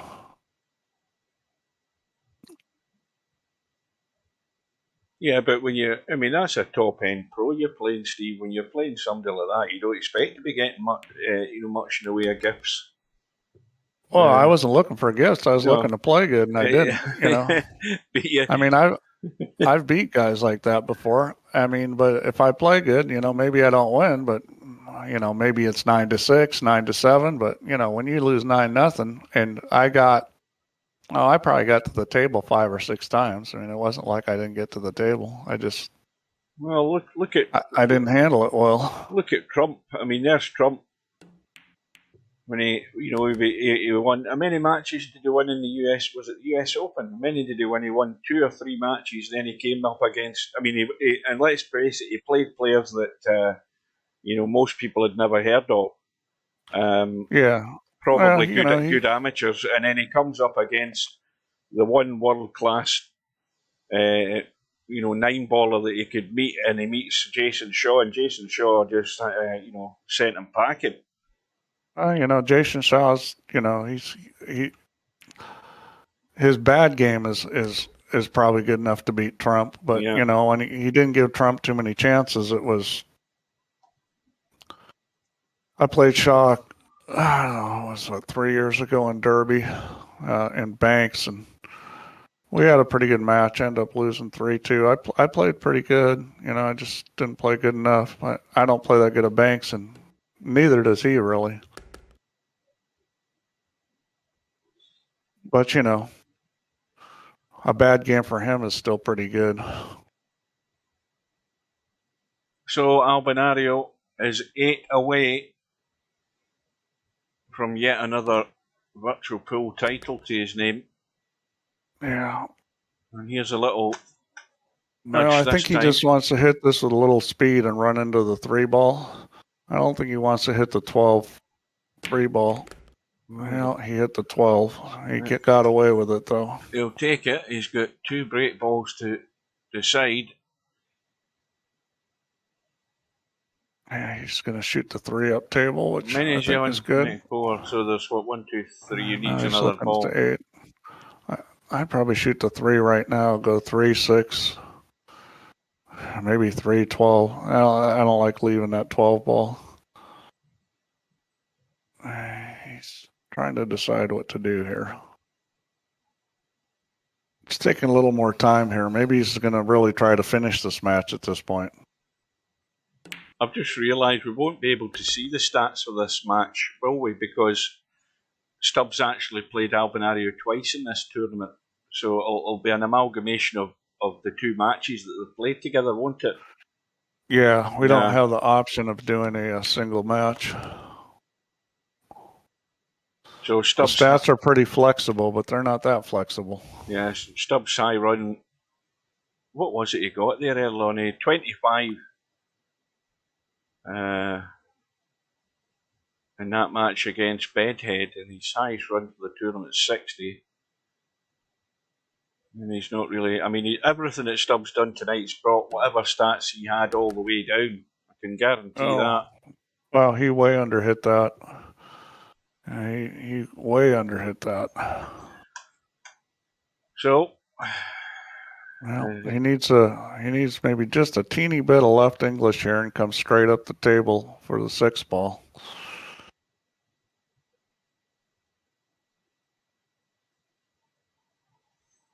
Just wants to hit that rail right in the middle diamond and come straight up. Just like that. That'll do. That was perfect. So well played shot there. 298. And how long have we been going? Well, we're going to be under 3 hours, which is the biggest surprise to me. Yeah, the way this thing's sitting, it's going to slide sideways off that 514. He needs to hit this with just a little top to keep it from coming back in the side pockets. He hit it real easy. And he's now got a dodgy shot to get the winning ball. Yeah. Is he going to get it, though, Steve? Well, you got to be confident enough in that situation to hit that with some speed and know that if I put a little top on this, it can't come back into the side pockets. Right. And he tried to play it safe there. Hurry up, He's Albi. probably going to make this anyways. Hurry up, Albi, before he quits. He's just typed out his epitaph. Total bullshit. Only average runs and many misses from you two this game. Annoys me like 8 ball. If I can't enjoy it, I won't be interested. If you can't enjoy it. Well, it's pretty hard to enjoy it when you get thrashed like this. Congrats. I should have won it. Too many changes. Right, there we go. So, well, props for I hate to say this, but props for Stubbs for staying into the end. Yep, he stayed till the end, guys. There's something you'd never expect. So, congratulations to Albinario. He's now the Virtual Pool 4 2022 Straight Pool World Champion. And Stubb needs to practice. So, Albinario is a winner. He wins, $2,630 $. Stubb, the runner-up, gets $1,315. And then, well, you can see where all the rest of the payments go across the bracket, right down to 7th and 8th, who get $350 each. 5th and 6th get, $480.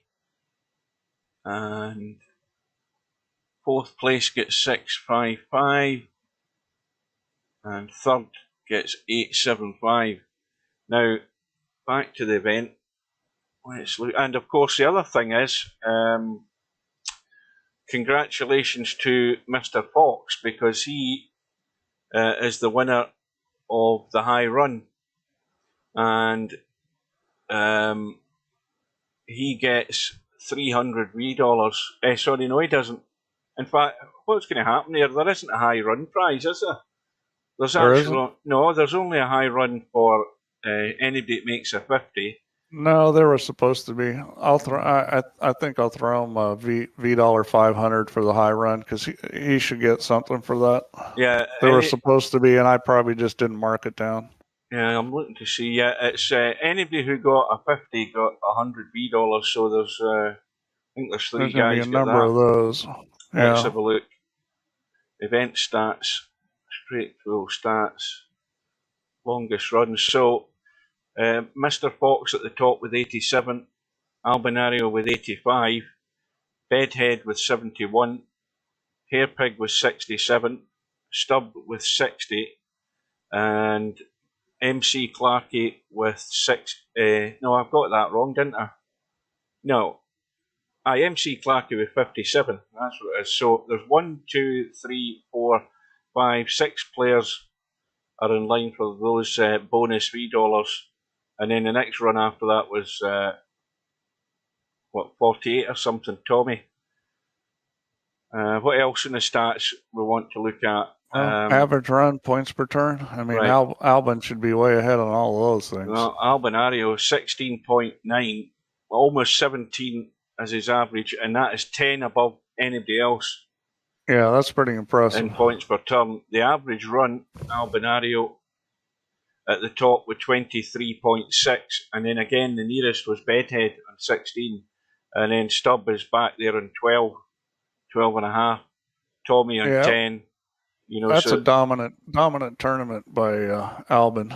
Yeah, and of course, if you look at the points scored, Albi's got the least out of them in the last in the top 3 because he played the least matches. He had those 2 forfeits in the first 2 rounds.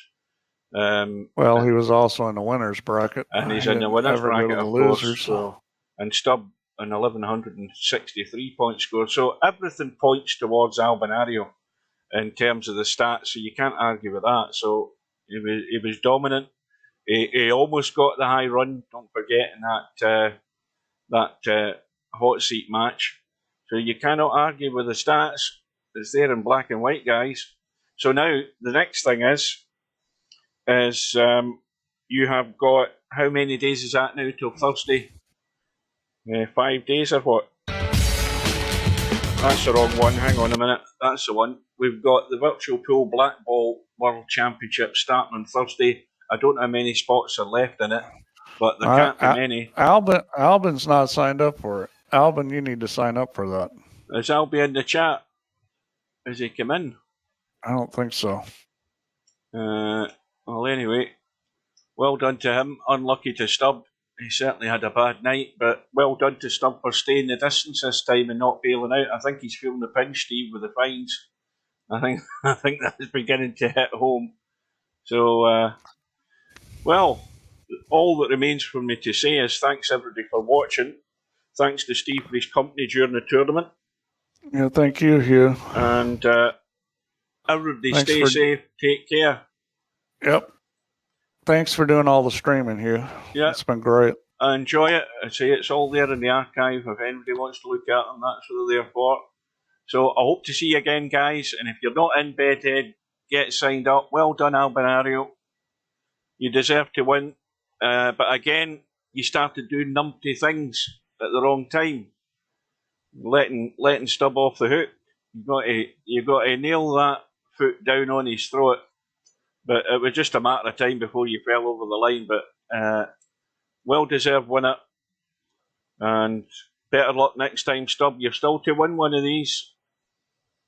Well, he's got a chance for black ball. He can give that a go. Of course he's got a chance. He's got a very good chance in black ball. You know, he can pop balls, but there's more to it than that. But we'll see how things go. I'll enjoy doing some of them. So, oh, it's going to be fascinating doing the black ball. There's a lot of strategy in that.